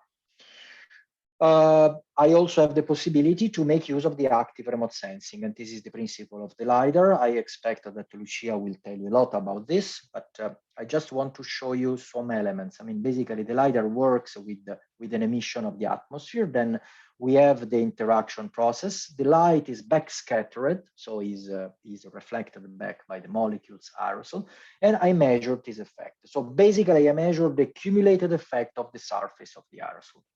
And the LiDAR equation tells me that I have two places where I measure indirectly. So this is what I measure on the telescope, on the ground. And I measure both the effect of scattering, of the backscatter, so the scatter back from the particles, and I also measure the extinction.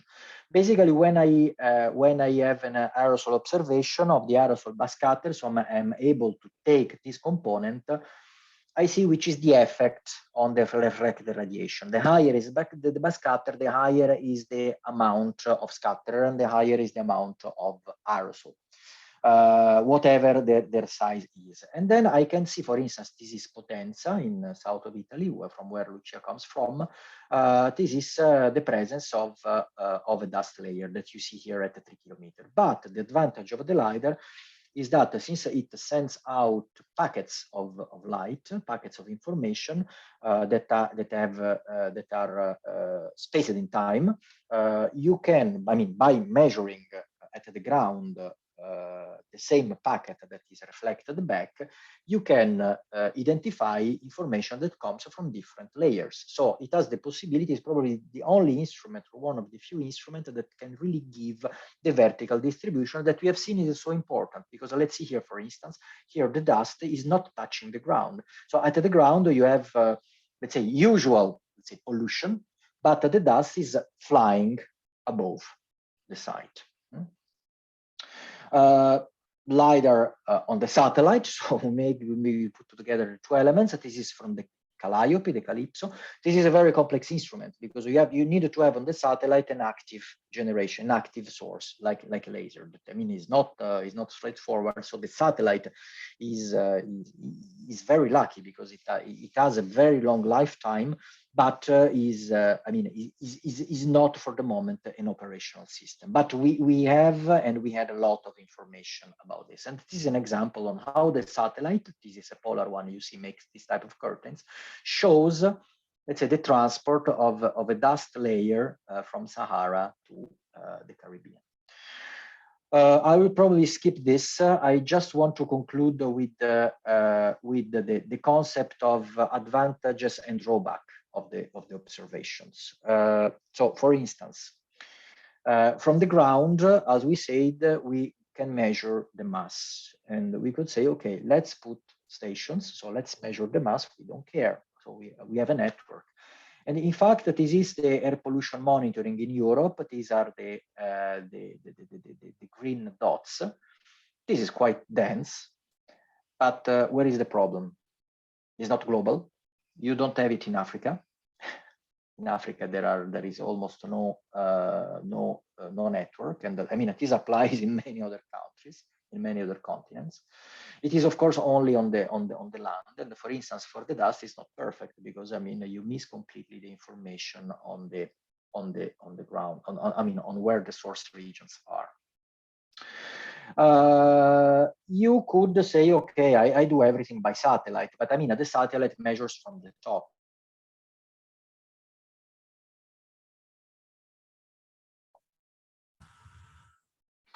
Can you hear me now again? Sorry. Yes, again, we lost you for a couple of seconds. Okay, sorry. I will be quick. But the satellite, for instance, doesn't measure the amount of aerosol. This is an example, for instance, of retrieval, so of estimate of particulate matter from satellite. So is a relation between the mass and the optical properties. But this is not so, let's say, straightforward. You see here, for instance, if I estimate the amount of mass from satellite, I mean, using assumption on the density, on the dimension of the particles, and the observation at the ground. Yes, there is a correlation, but there is also a big spread. We could say, okay, let's use Aeronet. Aeronet is a great instrument, is a great network that is really helping in terms of climate monitoring, has a very good global coverage. But I mean, again, the point is that, for instance, we do not have measurements over the sea. We have many stations. This is extremely useful, but for instance, not all the stations have the same time coverage because they are managed by different institutions. And also there are also questions of intercalibration. So the fact that every station provides something that has not only the same level of uncertainty, but also, I mean, reduces the same bias. So, I mean, this is my, let's say, my rule of thumb or my personal view on the advantage and drawbacks of the different instruments. And I would say at the end, I mean, I would go back to the concept of the elephant. So if we want to make a full characterization of the phenomenon, of the event, bridging different scales, of course, we need to make use of an ensemble of tools and instruments. So let's think about, for instance, the gravimetric. It measures the mass, is essential for the health impact. So you cannot do it in another way. But as we said, for instance, doesn't really give an idea of which aerosol type you're measuring. So you just see which is the mass of the aerosol. You cannot say if it is dust or if it is soot. So you can do it in some way, but it's not easy. And is also, for instance, relatively expensive. So I mean, one of the consequences of the update of the Air Quality Act is that the number of stations in Europe has been reduced. Let's think, for instance, at the satellite. This is great. I work for a satellite organization, so this is the best thing you can do in the life. But I mean, it is global. It has a long range. It covers everywhere. It works everywhere. I mean, it is not so automatic. I mean, there are thousands of people that need to work to have a satellite working. And also, I mean, it observes from far away, so it observes optical parameters. You can derive information on aerosol type, but also in general doesn't have information on vertical unless you don't mount a LiDAR on it. Or the ground-based. The ground-based, again, is not necessarily global, but for instance, if you put a LiDAR, you have information on the vertical structure. But I mean, LiDAR is among the ground-based one of the most complex and the most, let's say, and the less easy instruments to work, even if there are, I mean, great effort to build up network of uniform instruments. So I close with this. I just leave you also some references. These are quite old, but these are always useful. I mean, I'm sorry for having been a bit long, but now I'm here for any type of questions you would like to have.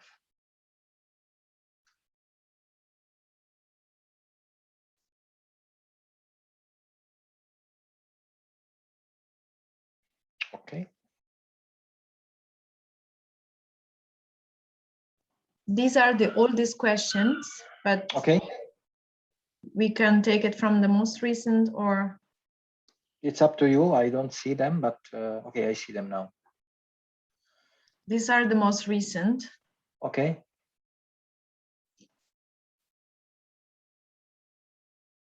Can you see them?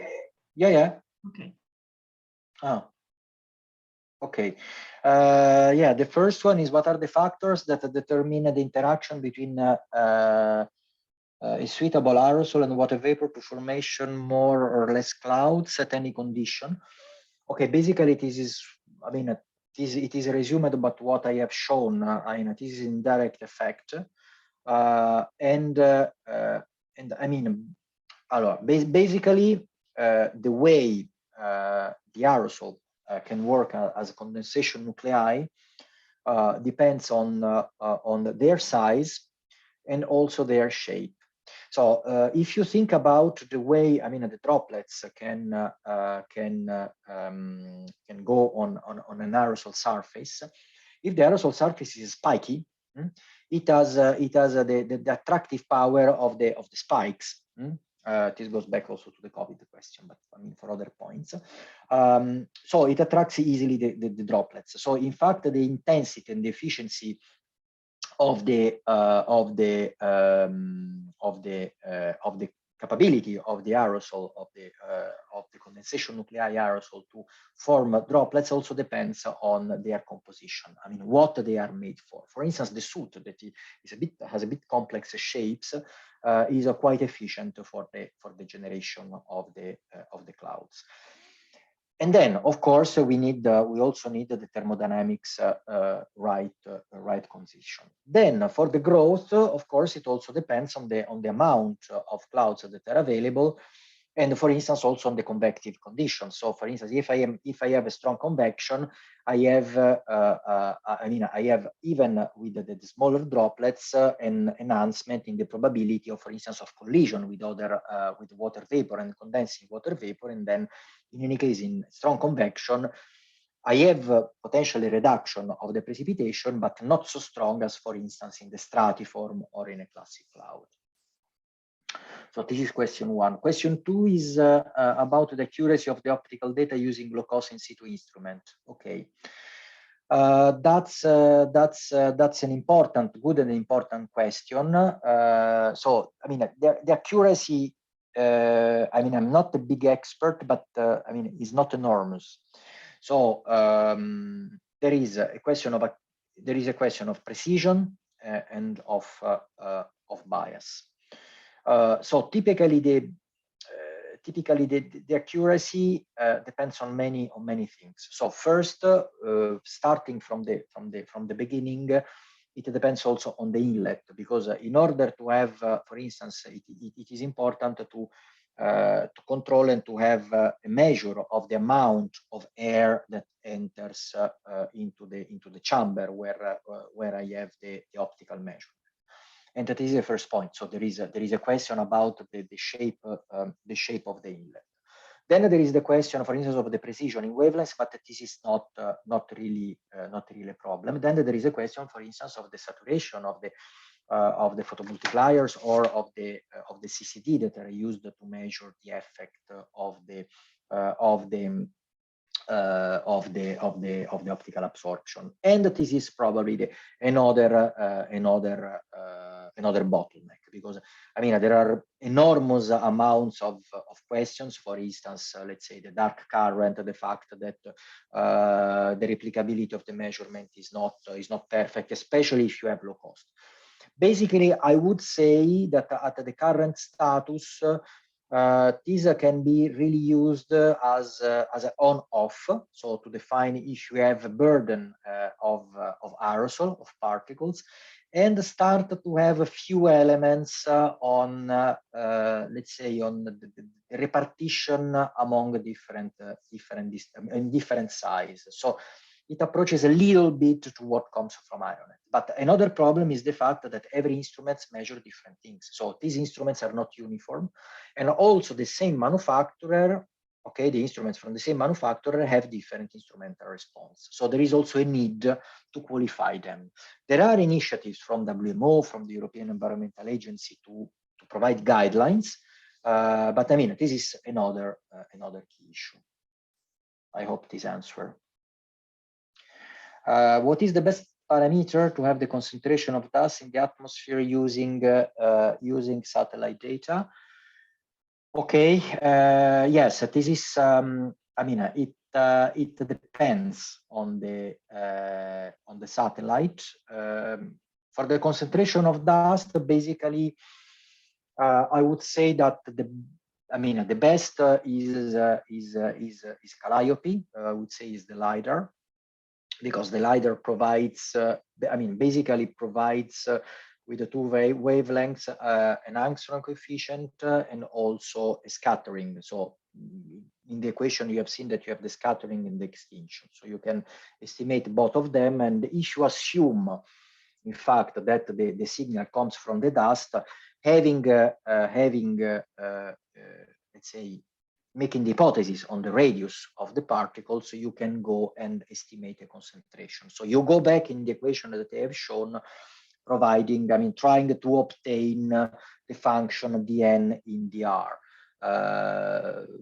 But I mean, with multispectral from satellite is also possible to approach as much as possible, to approach to this. I mean, basically, the important parameter from satellite are the possibility to discern between different type of particles and to observe in an accurate way the optical depth, if possible, or by scatter, if possible, at a different wavelengths, to have some insights on the granularity, on the size distribution.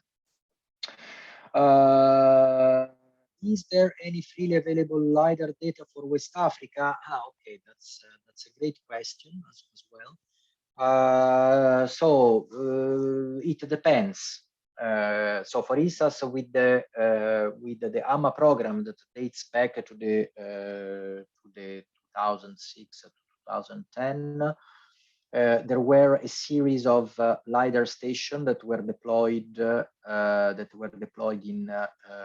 Mbour, so in Senegal, in Mali, I think also in Niamey. But I think that the network has been not maintained since then. So there are sort of historical data.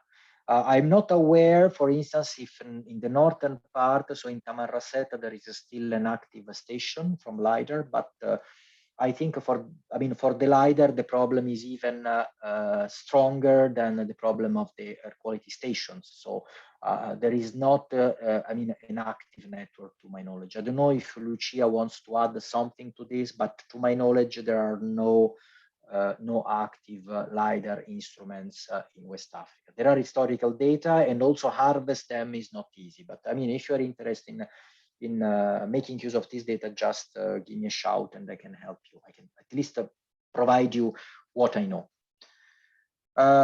With the announcement of MTG, are there any new products concerning aerosol in general or dust observation? Yes, we can probably have a chat about that during the training. Basically, there is, there are the typical products from the Severi in EUMETSAT second generation. In addition, there will be an UVN ultraviolet measurement that is Sentinel-4, and that is will provide, for instance, chemical part. And also, for instance, the aerosol absorbing index in the ultraviolet. Yes, there will be new observations, and I think you will see how this observation works with the Anumaya presentation. Yes, of course, there are Atlantic stations both in Cape Verde and in Tenerife. So there is the NASA MPLNet. And these, of course, are very important, useful to detect. The outflow of dust from West Africa that enters in the westerly flow.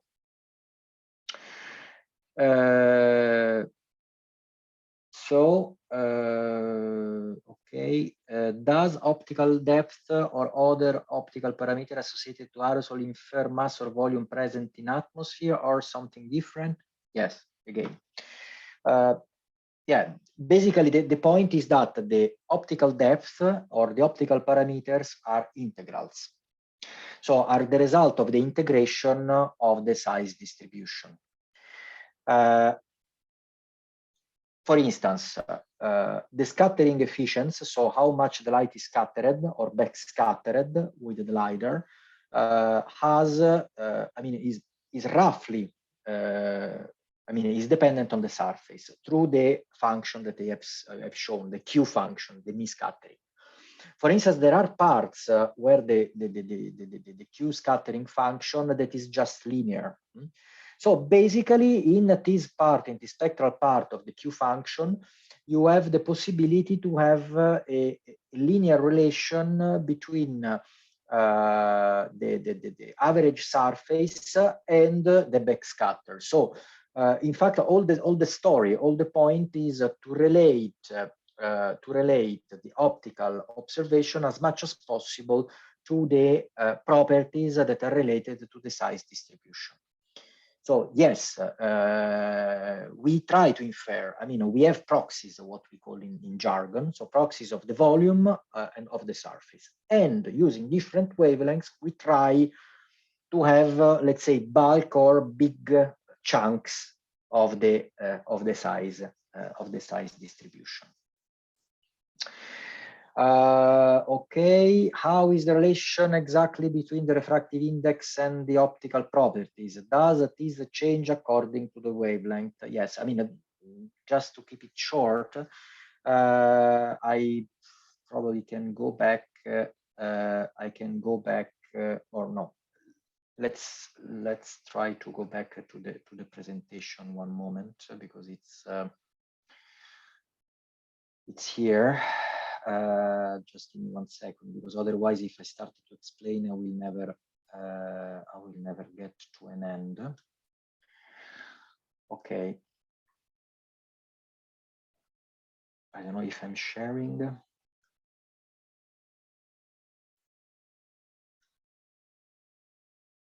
Okay. Okay, this is the function Q. So this is the function that is there. So this is the Q extinction. That gives basically the effect. Huh? So I measure this from this type of aerosol that I want to characterize, that is weighted by this.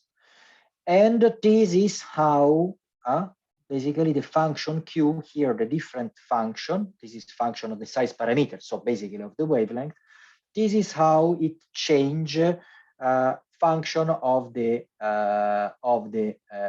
complex part of the index of refraction that is here. So we go from 0.1 to 0.001. So basically, the complex index of refraction tells how strong is the absorption effect. And as you see, I mean, basically, as the refraction increases, this decreases the scattering function and also makes it smoother. So yes, the refraction index has a strong impact. And the tricky stuff is that the refraction index depends also on the composition of the aerosol. So it depends on how, at a microscopical level, the aerosol, I mean, the matter interact with the radiation. I hope this answers a little bit to the question. I think there are other questions as well. I don't know if Rosa, if you can share again the slide. Yes, just a second. I was replying to a message in the chat. Okay. Yeah. I think one of the questions was about the okay. Where is it? Oh, okay. There are several. I can order by oldest so that you can find them. Yeah. I don't know how many of them do we have, or if we want to keep them to answer some of them later, because otherwise we get very late. And yeah, there are several now. So okay. I don't know, because I don't want to. I mean, the session with Julia is due to start. Was due to start half an hour ago, right? Yeah. Okay. So we can maybe take one of them or two of them and then answer to the other one offline. Okay. So this is about the aerosol production processes well mastered in North Africa, or do we need other studies to fully understand this phenomenon in this area? This is probably more from Sarah.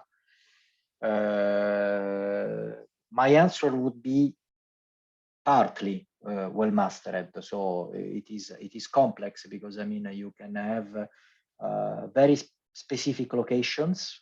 We have seen the example of the Baudelaire depression, and also I think the the effect of resuspension. I mean, as we have seen, the capability of the emissivity, let's say, of the aerosol in the atmosphere. I mean, it depends from processes, different processes. Like for instance, the wind.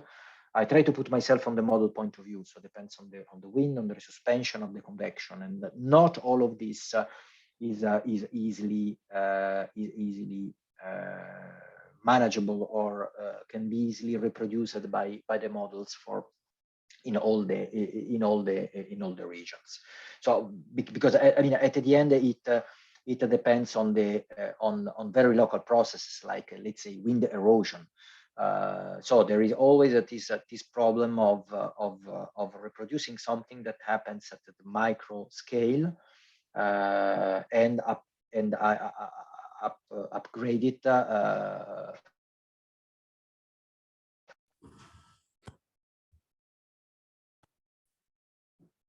Federico. I'm Sara. Can you hear me? Yes. Yeah. Oh, yes. You are totally right. I mean, aerosol production process. The problem is that there is a huge gap of observations at surface in North Africa, and the only source of information are coming from satellites. And this means that this column load is optical properties, and sometimes you have less sensitivity of the sensor at surface levels.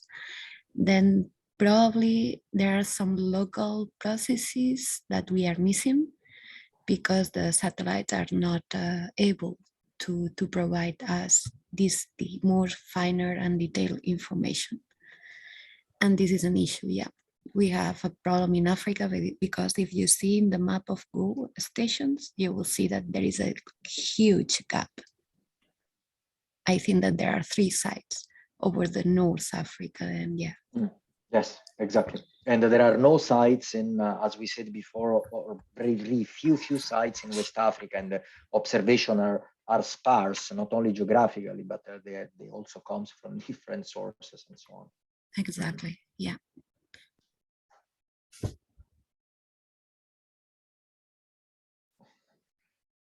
Okay. Okay, I suggest we okay.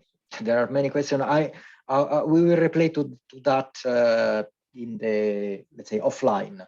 So please go to them. Go to Slido. I mean, you will have the same Slido for all the training period. So we will reply to them. Offline. So please go back, and if we have not replied, just tell us. We will do it as soon as we can.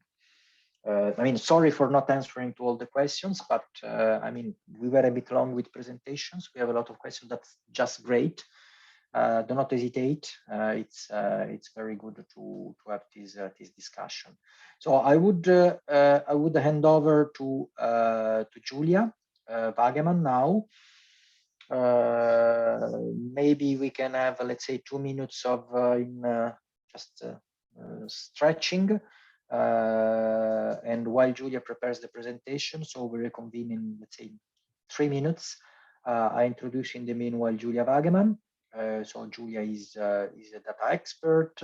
She's a collaborator with the European Center for Medium Weather Range Forecast, the EUMETSAT, European Space Agency. And she's in charge of the data discovery. So now Julia will provide you. So don't go away.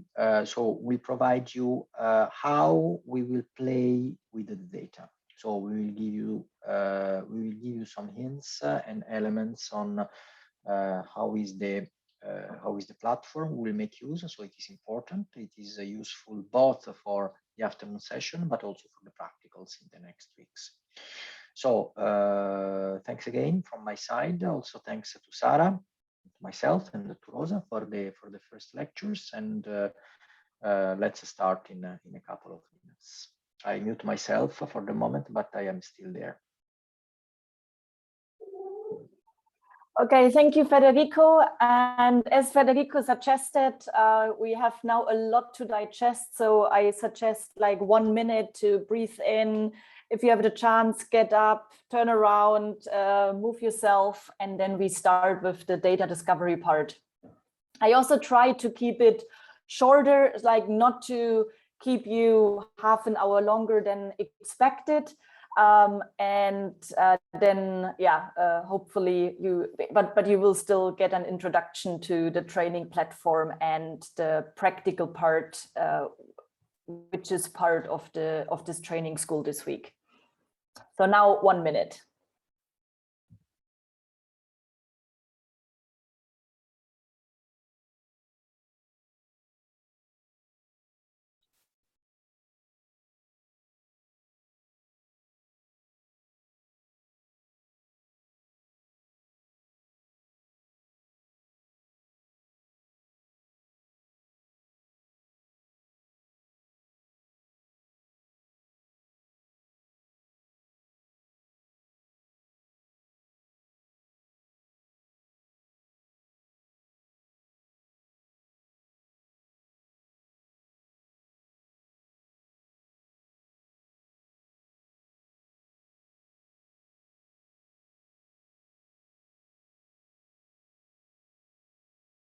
Okay, so yeah, welcome back, and also a big welcome from my side. My name is Julia Wagemann, and together with Sabrina Situ, we have the pleasure to guide you through the data discovery part of this training school this week.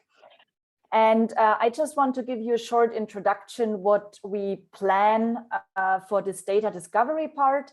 And today we have an introduction to the training platform, because as Federico was already saying, that the practical part will be based strongly on Python and on Jupyter Notebooks.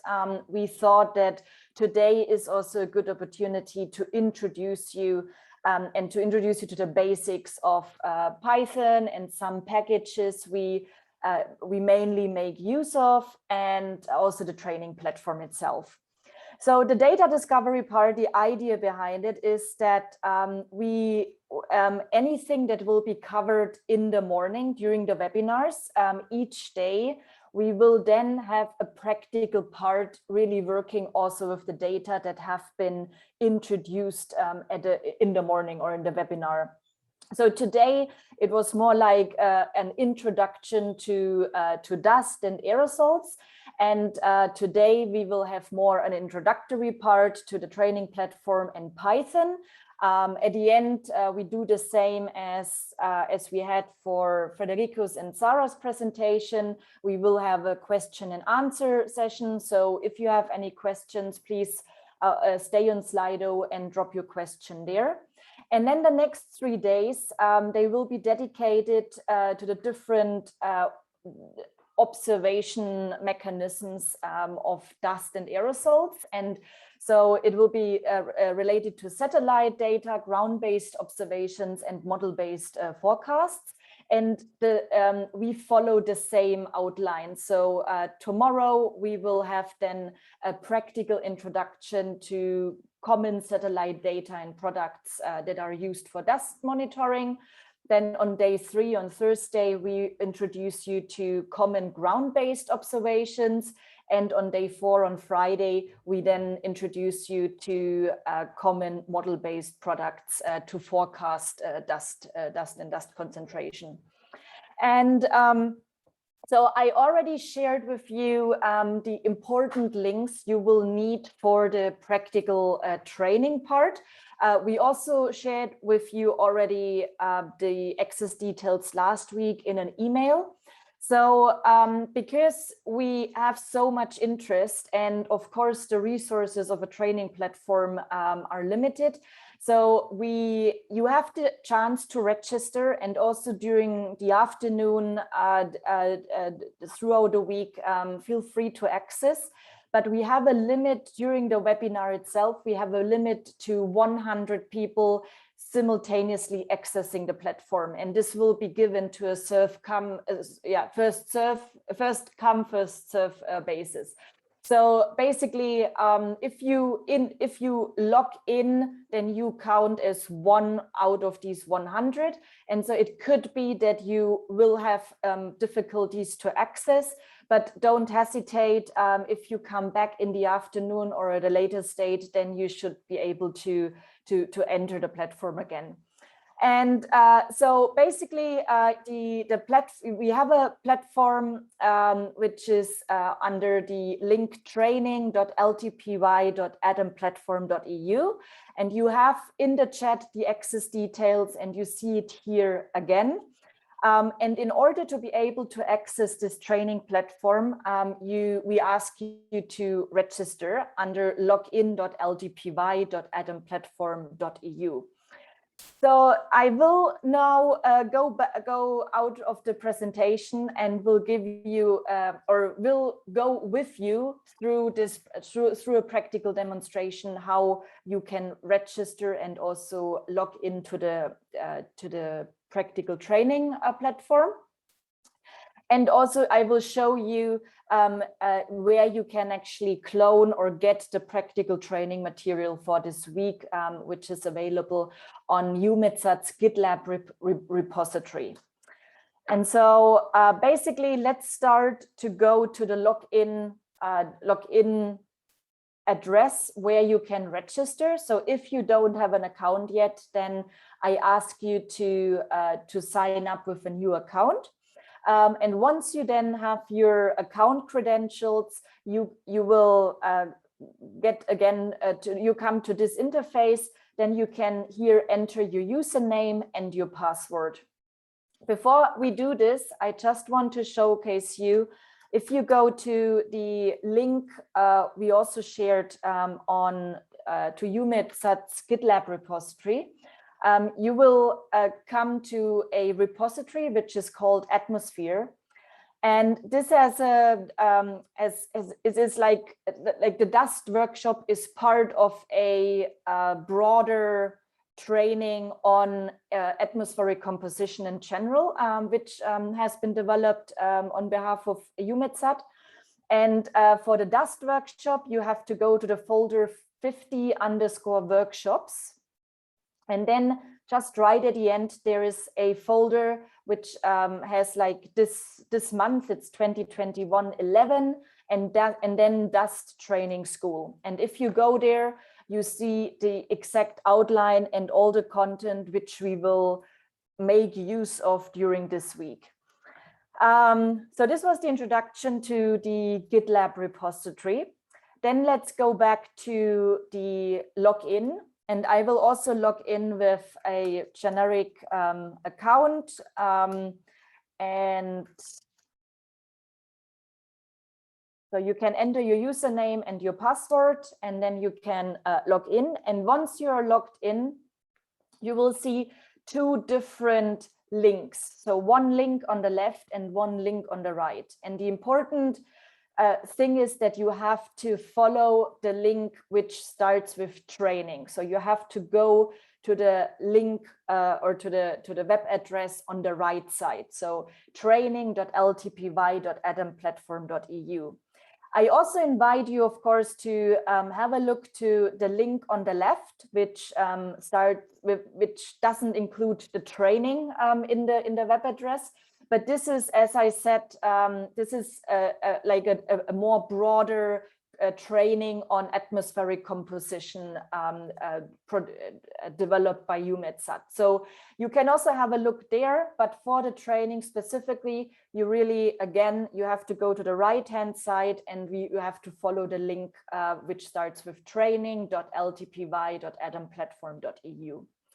If you click on it, then you should come to an interface which asks you that you want to sign in with LTPY login, and then you just click this button, and then your Jupyter Hub instance will start, and you should come to an interface that looks like this. So I just will give you a minute, just that you can also follow all these parts. And in case you have questions, please drop them on Slido, and then we can also come back to the questions later. So for now, it is just a demonstration. So don't panic if something doesn't work. As Federico is saying, the Slido stays open. We will regularly monitor the Slido.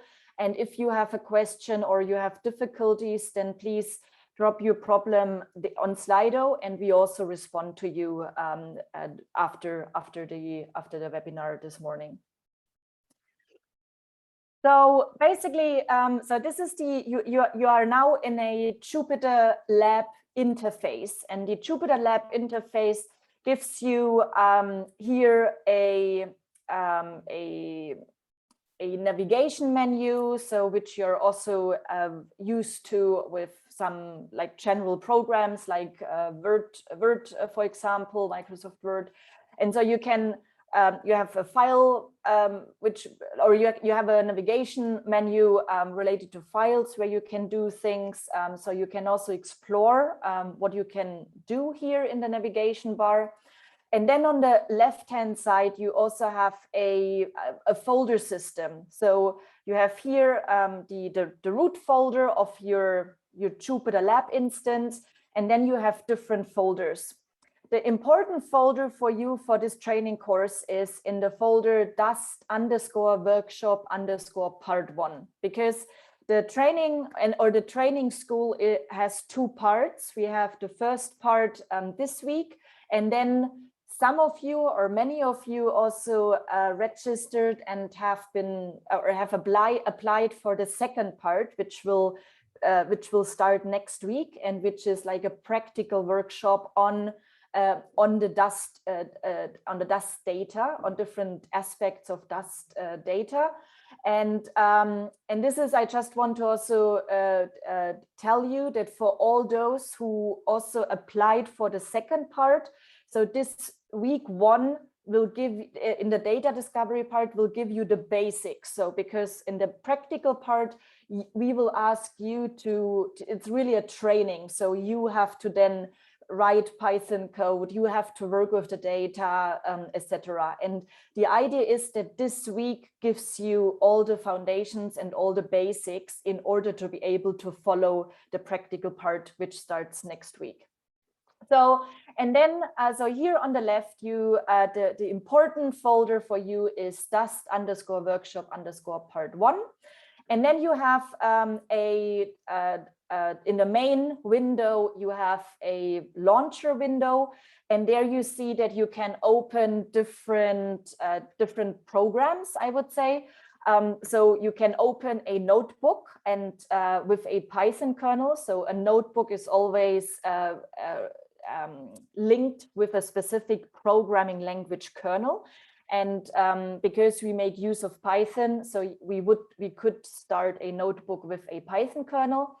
You could also start a Python console, which the same as you can do on your local computer.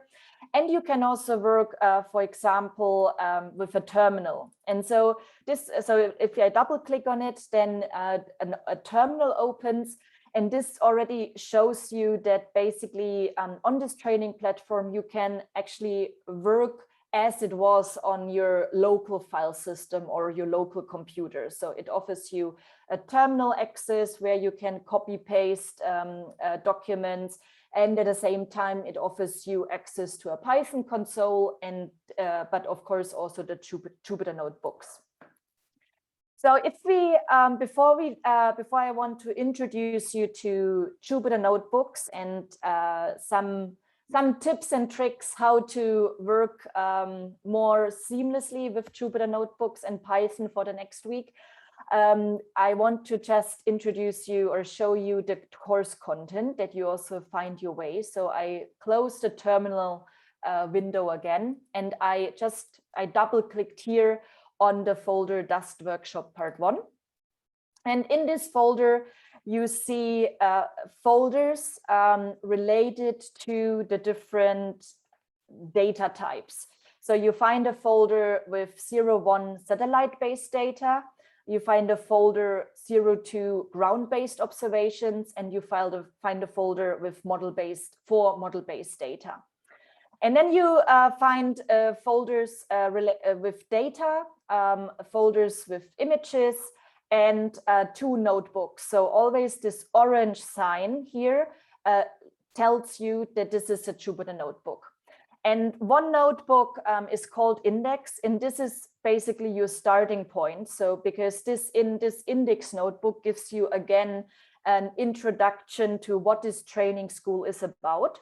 And so you can easily just double click on a notebook, and then the notebook opens like as it was a document. And this is also how it looks like.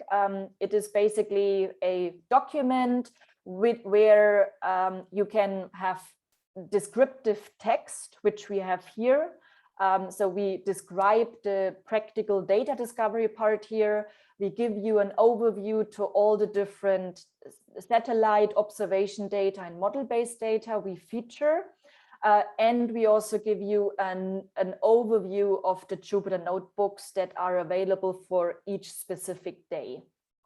So here, for example, for tomorrow, you see that we will highlight 6 different data products and satellite data products related to satellite data.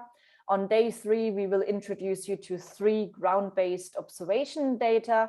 And on day 4, we will introduce you to 3 different products, model-based forecast products. So this Index notebook, you can always come back to, if you to find your way and to navigate yourself around, and also to get, and its purpose is to give you an introduction to the practical data discovery part. And then for each day, basically for tomorrow, for example, we will work with all the notebooks that are available in the folder satellite-based data. And let's open one example notebook for Sentinel-5P Tropomi data, for example. So each notebook has the same structure, and the structure is that it will give you an introduction about what the data is about, and also the specifics of this specific data set, some basic facts related to spatial resolution, spatial coverage, for satellites data, for example, revisit time. But there are some other aspects important for ground-based measurements or for model-based data. So we also collected some basic facts.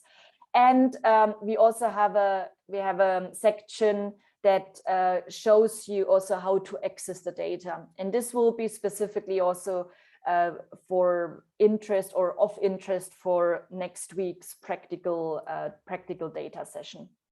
And then we will, for each notebook, will guide you through an easy data discovery workflow to show you how to open a data set. Also, you will learn in what format the data will come. So in NetCDF, or it will be a text file, or it will be a specific format. For example, for METEOSAT 2nd generation, there is a specific format. And so you will learn about the data formats, and also the most efficient Python libraries you can use to actually open the data. And then we will show you how you can open a data file, and also how the data is structured. And then we will show you what information from a specific data file you can use in order to prepare the data, and then also to visualize data. And we will focus on a specific dust event that occurred at the beginning of February this year. So between 5th and 6th of February 2021, we will tell you the story around the data, and you will see how the different data sets captured this specific event that occurred this February over Europe. So you can already, so I invite you already, you can already browse through the notebooks, of course. This training platform is there for you. It is important also to say that don't hesitate to make any changes, because basically you can't change. So once you logged into the training platform, a specific machine has been created for you. So it will not affect any of the settings of our machine. So you can make also changes to the code.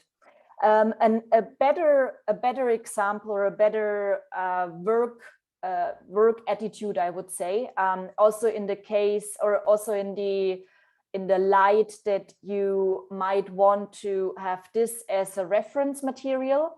I show you now how you can also copy paste notebooks from the Dust workshop into your specific workshop here.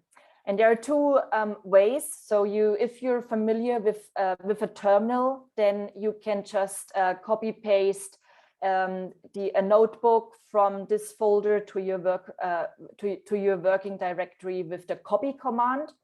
If you're not familiar with the terminal, then you can go to this navigation. You select the notebook you're interested in. You open the navigation with a right click from your mouse, and then a specific navigation opens. And there you can say that you want to copy this notebook. And so you can copy it, and then you can go back to your working environment, and then you can say that you want to now paste this notebook here, and then the notebook is here. So you now have a copy of the notebook, but in your working environment and not in the specific Dust workshop folder. And with this notebook, you can now make changes, but at the same time, this allows you that you also, in your setup, you have a reference notebook available. And so now, and the same also works with opening up. So let's close everything again, and let's start from scratch. So basically, we copied now a notebook to our working directory, but you can also open a notebook from scratch. And so so I just go back and start. So basically, so if you have the launcher window, then you can go here to the notebook, and then you just click on Python 3, and then a notebook starts. And this is how an empty notebook looks like. So you have here, per default, a coding cell. And this cell allows you to enter Python code. So let's say we have the easiest Python code and the very famous print hello world example. And so we can add this code, and then you can execute the cell either by clicking onto this right pointing arrow. And if you execute the cell, then you see that this cell is interpreted, and then the output is just coming right below the cell with the hello world statement. There is also a keyboard shortcut, which is Shift and Enter. And with Shift and Enter, you can also execute the cell, and the same happens. So let's just do another print state and say this is an example. And then I just use Shift and Enter, and then I execute the cell as well. So this could be also maybe quite handy if you use Jupyter notebooks a lot. So this is like per default, notebooks open with coding cells. And how you can test or verify what cell what cell type you have here. You can either see it here on the right-hand side, because also with these square brackets, you see that this cell can be executed. And you also see that once you execute something, a number occurs in this square bracket. And so with this, you also see that basically in what sequence you executed specific coding cells. But you can also change the type of the cell to a descriptive text, like to Markdown. And so let's change this coding cell to Markdown. And then you see that the square brackets, they disappear. But if you activate the cell, then we can, for example, say, so we can enter Markdown. So if you're familiar with Markdown, so for example, we can enter hashtags for headings, and we say this is a heading, and we execute the cell again with either going to the right pointing arrow or with Shift and Enter, and then we have the heading here. We can also add a lot of text in here. We say this is an example, etc. And then with this, you can set up a storyline, or you can also document your code and your workflow. And so this is quite helpful also to know that what this cell or this code is specifically doing. So things to take out from this example is that, we have two different types of cells. We have coding cells, which have these square brackets on the left side. And we have Markdown cells, which allow you to add descriptive text to your notebook. And then, so I also recommend you, like if you start new notebooks, you see already here, so with each notebook you start, per default, it is started with Untitled, Untitled 1, Untitled 2. And with this, it can get very messy, especially if you reopen or open a lot of new notebooks. Then in the end, you don't know if you were working in Untitled 32 or in Untitled 5. So a good practice with working with Jupyter Notebooks, I also recommend you, once you open a notebook, directly rename the notebook and also give it a meaningful name, so that you can also understand later on, or also next week, what you actually did there.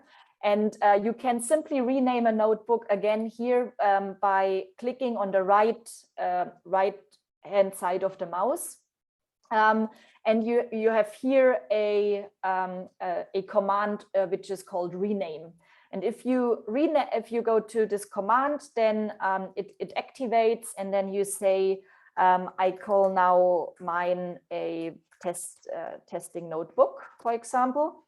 And then you also see here that the name of the notebook changes. So this is really just a good practice how to work with Jupyter Notebooks. Always give your notebook a meaningful name. So then I just don't want to take a lot of more time. Just before we stop, I also would like to give you a short introduction to the Python library xArray, because the practical training we developed, and also the next days, we will make use a lot of the Python library xArray. You can have a look to this Python library on the documentation. So it's xarray.pydata.org, and you can have a look.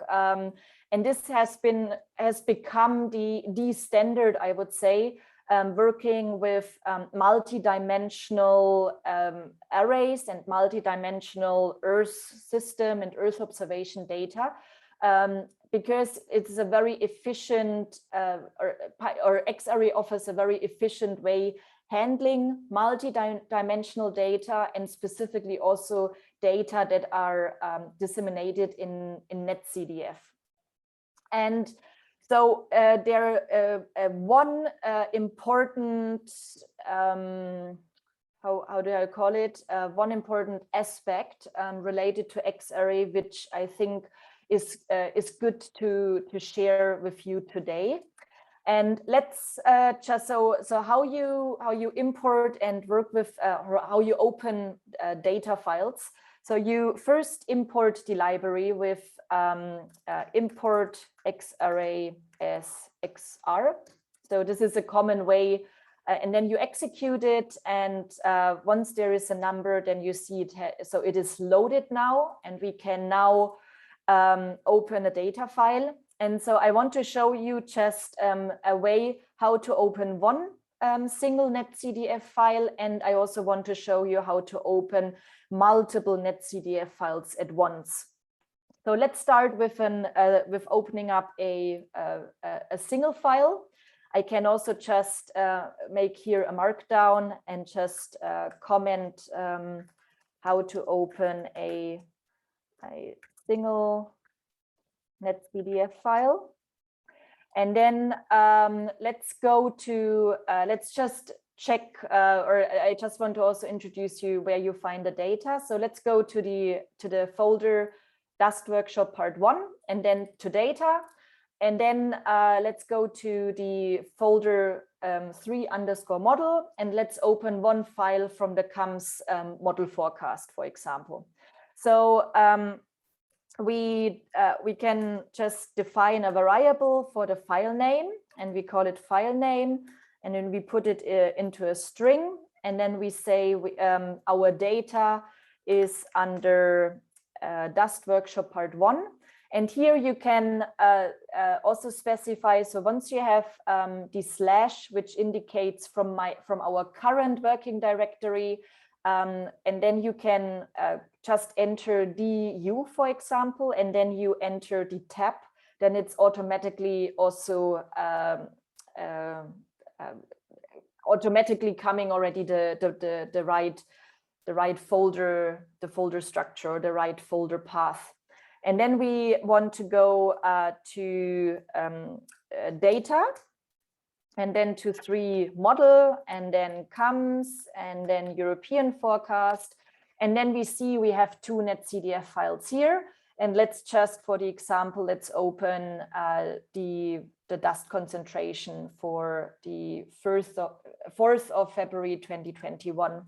So we define the file name just as a regular string, and we execute it, and then we say we want to open it, and then let's call the xarray object CAMS, and then we say xarray, and then there is the function open data set, and we say we want to open the data set which is under the file path of the variable file name, and then we can just execute it. And if we execute it, because it is just one single netcdf file, very structured, we only have to give, like, the only keyword argument is actually the path to the file. And then you see, once we opened it, a xarray data set object opened. And this is a really important differentiation. We have xarray data sets and xarray data arrays. And the difference between both is that a data set can be or is a collection of different data variables. So it can have one or more data variables which share the same dimension information. So in this example here, we only have one data variable, but we could have also 5 other data variables. But the important thing is that these data variables, they share all the same coordinate and dimension information, like longitude, latitude, level, and time.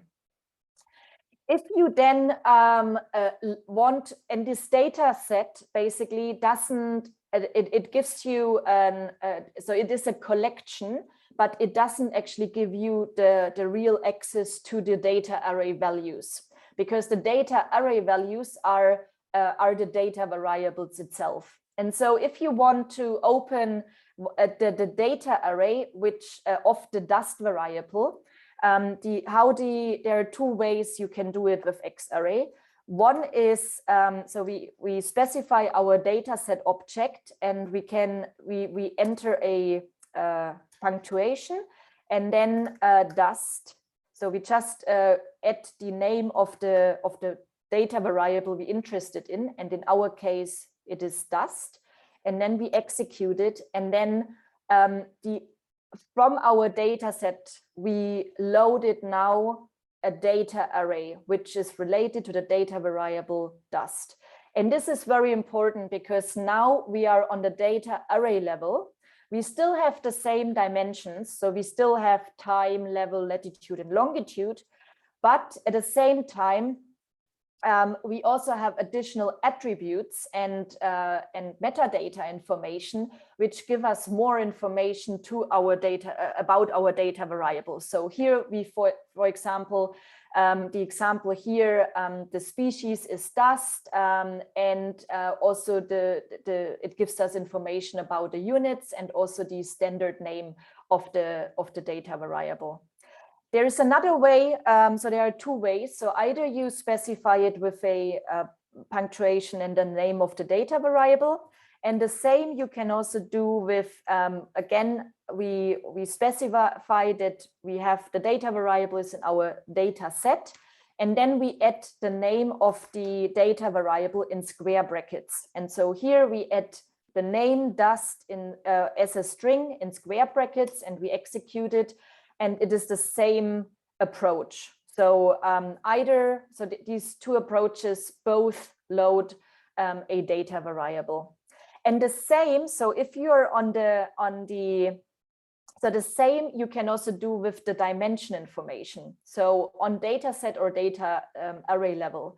So if you're, for example, here with COMS data, if we want to check the longitude information, then we also can just specify the name of the dimension longitude. And then we see here, for example, already, it is not on a grid which is going from minus 180 to 180, because we also have values above 180. So we might also need to shift the data. So this is basically how you can also explore the data sets with Xarray. So you can do this with data variables and also dimensions. And now the last example I want to show you is how to, I just want to also do a markdown how to open multiple netcdf files. And let's go to the example to satellite data and then to GOME2. And here we have different data sets for different days and for 3 different satellites for METOP A. And then we also have files where you have a B, which is METOP B, and also for C for METOP C. But don't worry, we will introduce you to the different structure of the data in the coming days. I just want to also show you another function, how you can load multiple netcdf files at once. And let's let's call this variable GOME2, and then we again use our Xarray library, but then we have a function which is called openmf dataset. And then we specify again the link to our data. We want to go to the satellite and then to GOME2. And then we can here specify, for example, ESA, CCI,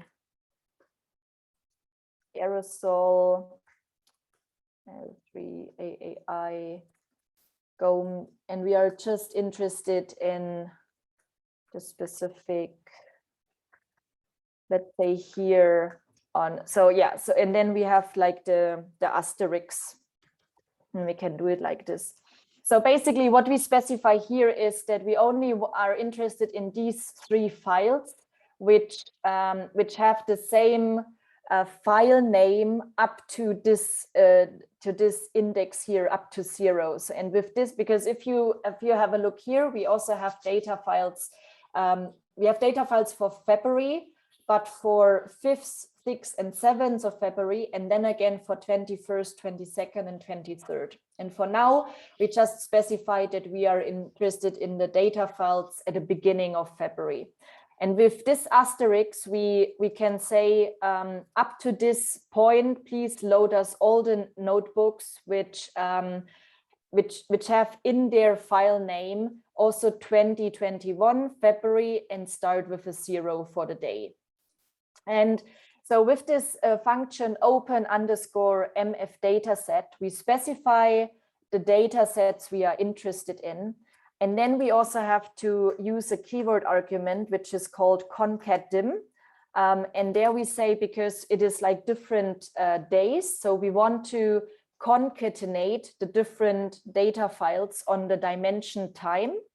And we also have to specify another keyword argument, which is called combine. And we say here that we want to combine it as nested data files. And let's see if this works now. Okay, so there's again let's just copy paste here the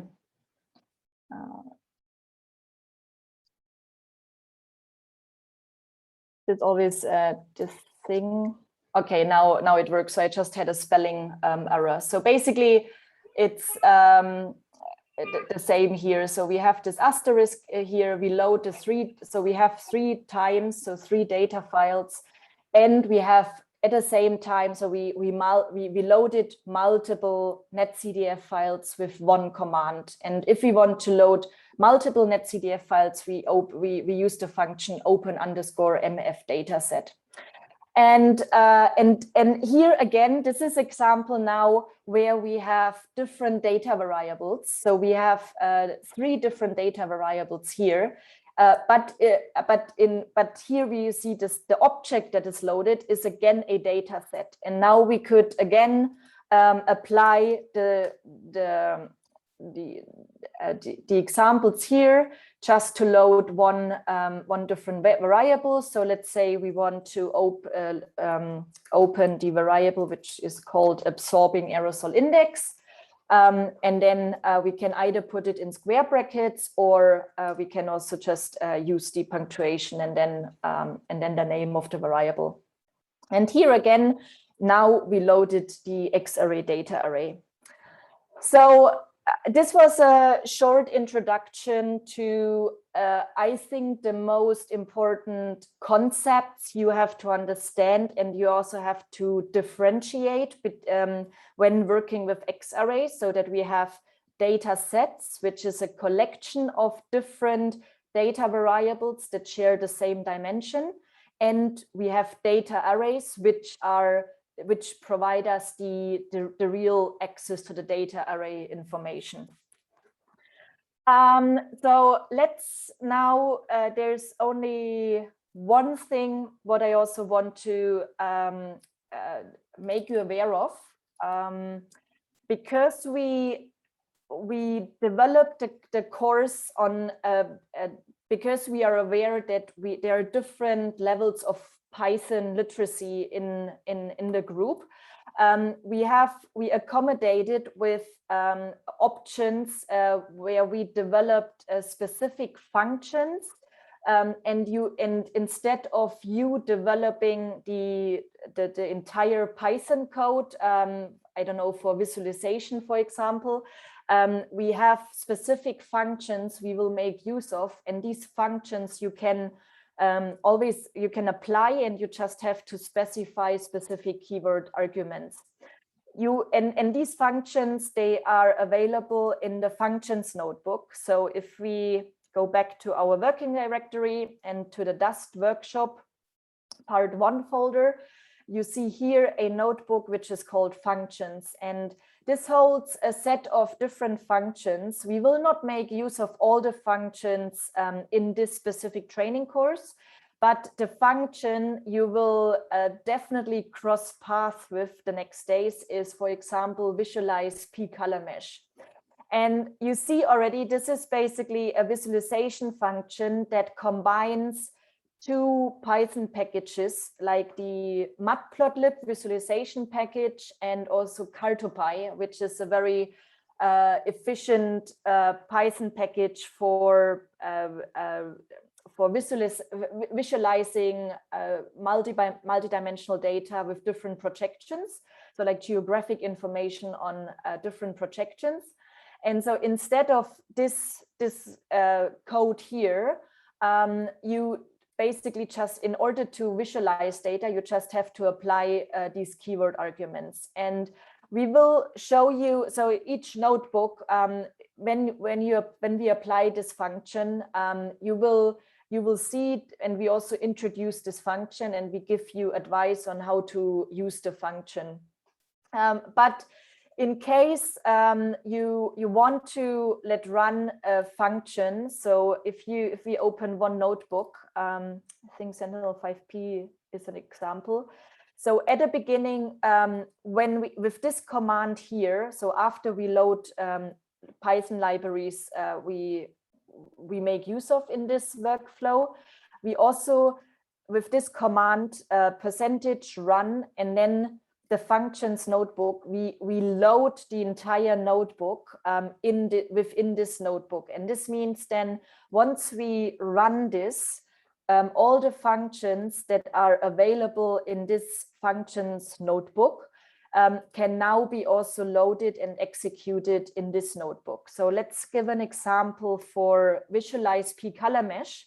And this is an example also how you can open a doc string. So basically, if you are interested in which keyword arguments are needed for a specific function from this notebook, you can, once you loaded the functions, you can specify a question mark and then the name of the function. So question mark visualize p-color mesh, and then the doc string, so the documentation of this function opens. And the same what you see here is like the keyword arguments and also what the function is doing is now loaded here. So you see that, and then you can easily build up the function with all the keyword arguments that are required.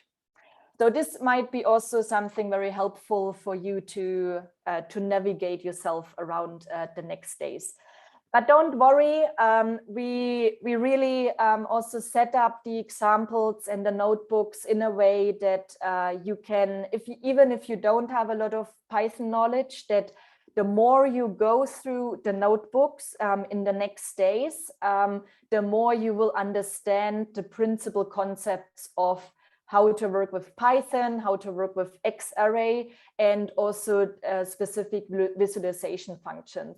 So please don't hesitate to work with these notebooks and to have a look and open them up, because they are really also there for you to get an easy introduction and start with Python and X-array.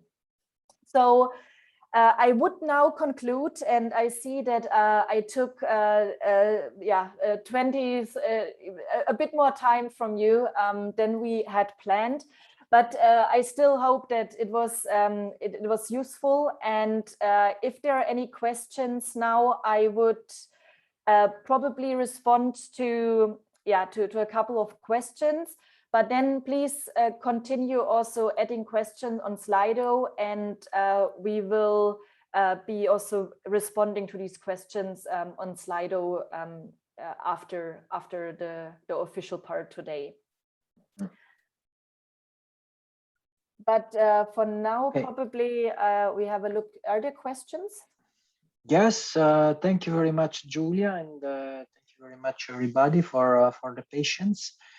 Yeah, there are a few questions. One is, I mean, it's a tricky one. So once you have the data in X-array, I mean, is that the threads like a file handler as a threads, or I mean, do you have in memory the data?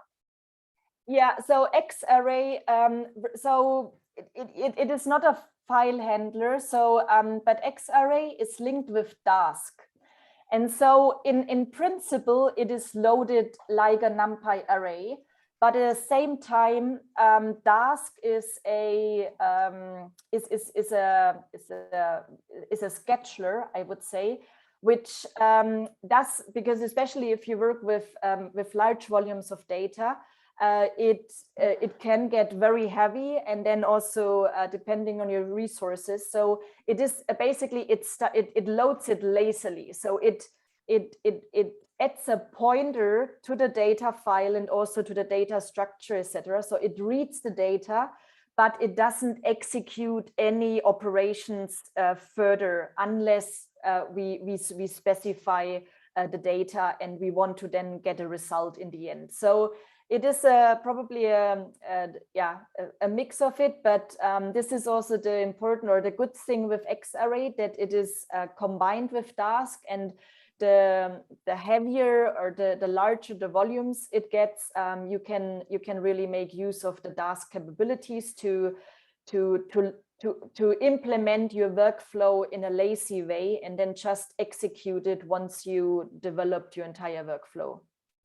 I hope this answered the question. Yeah, it's quite technical, but yeah, no, I think I hope that's fine. So there is a question from Ernesto about if Xarray replace pandas.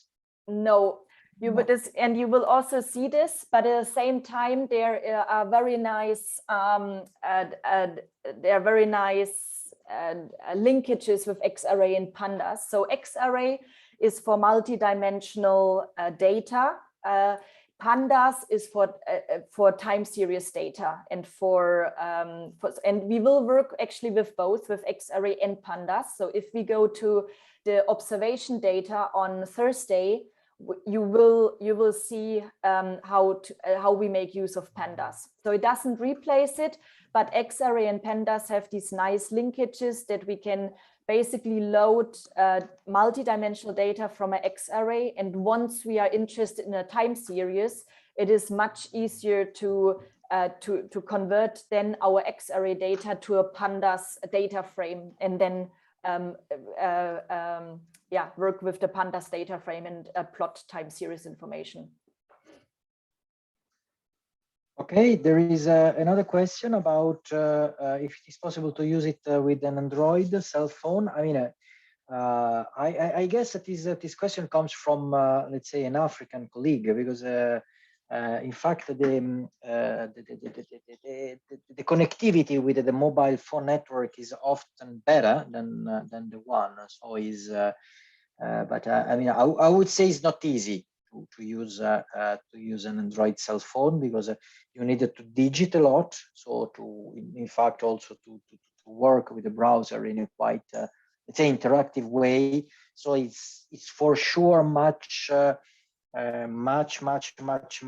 easier to work on a computer.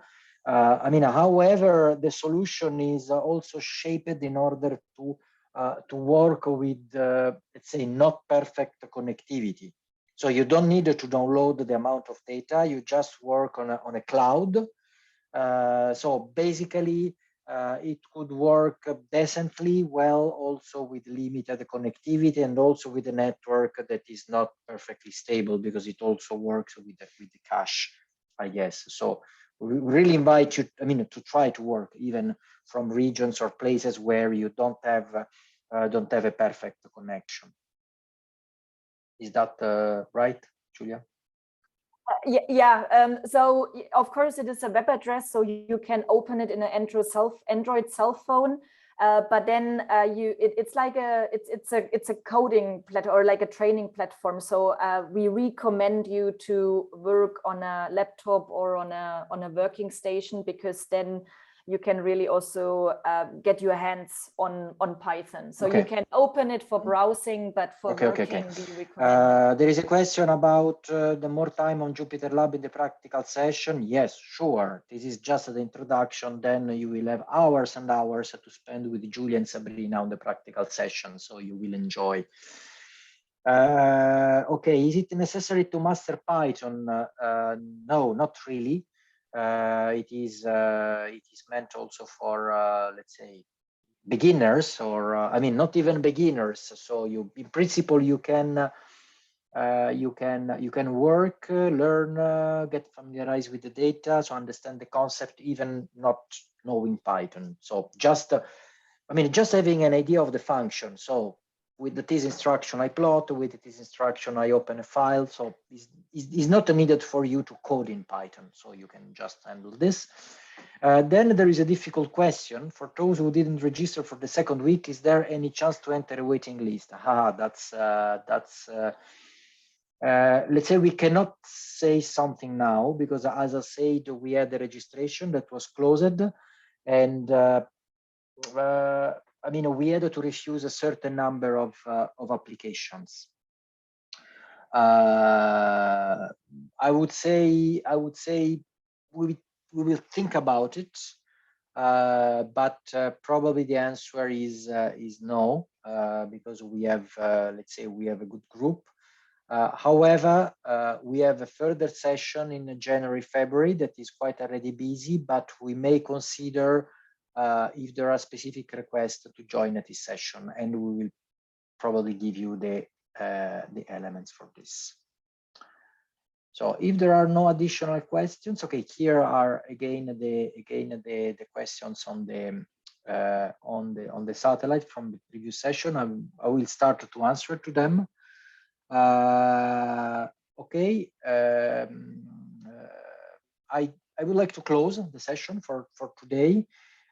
So thanks again to Julia, to Rosa for managing all the stuff, to Sarah. I just want to remind you what is coming next, and give you the rendezvous for tomorrow. So tomorrow we start again at 9 European time,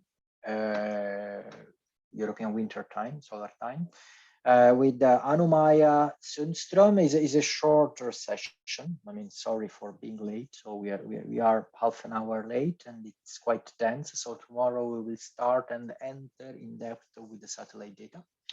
And then there is a first session on the intro to the data. So you will start playing with Julia and Sabrina on the structure of the data with the Jupyter platform.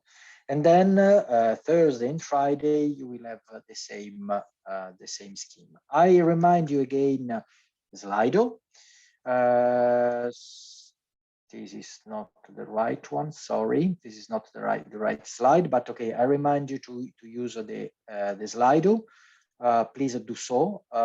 Put the questions there. Respond to the poll, and meet tomorrow morning at 9.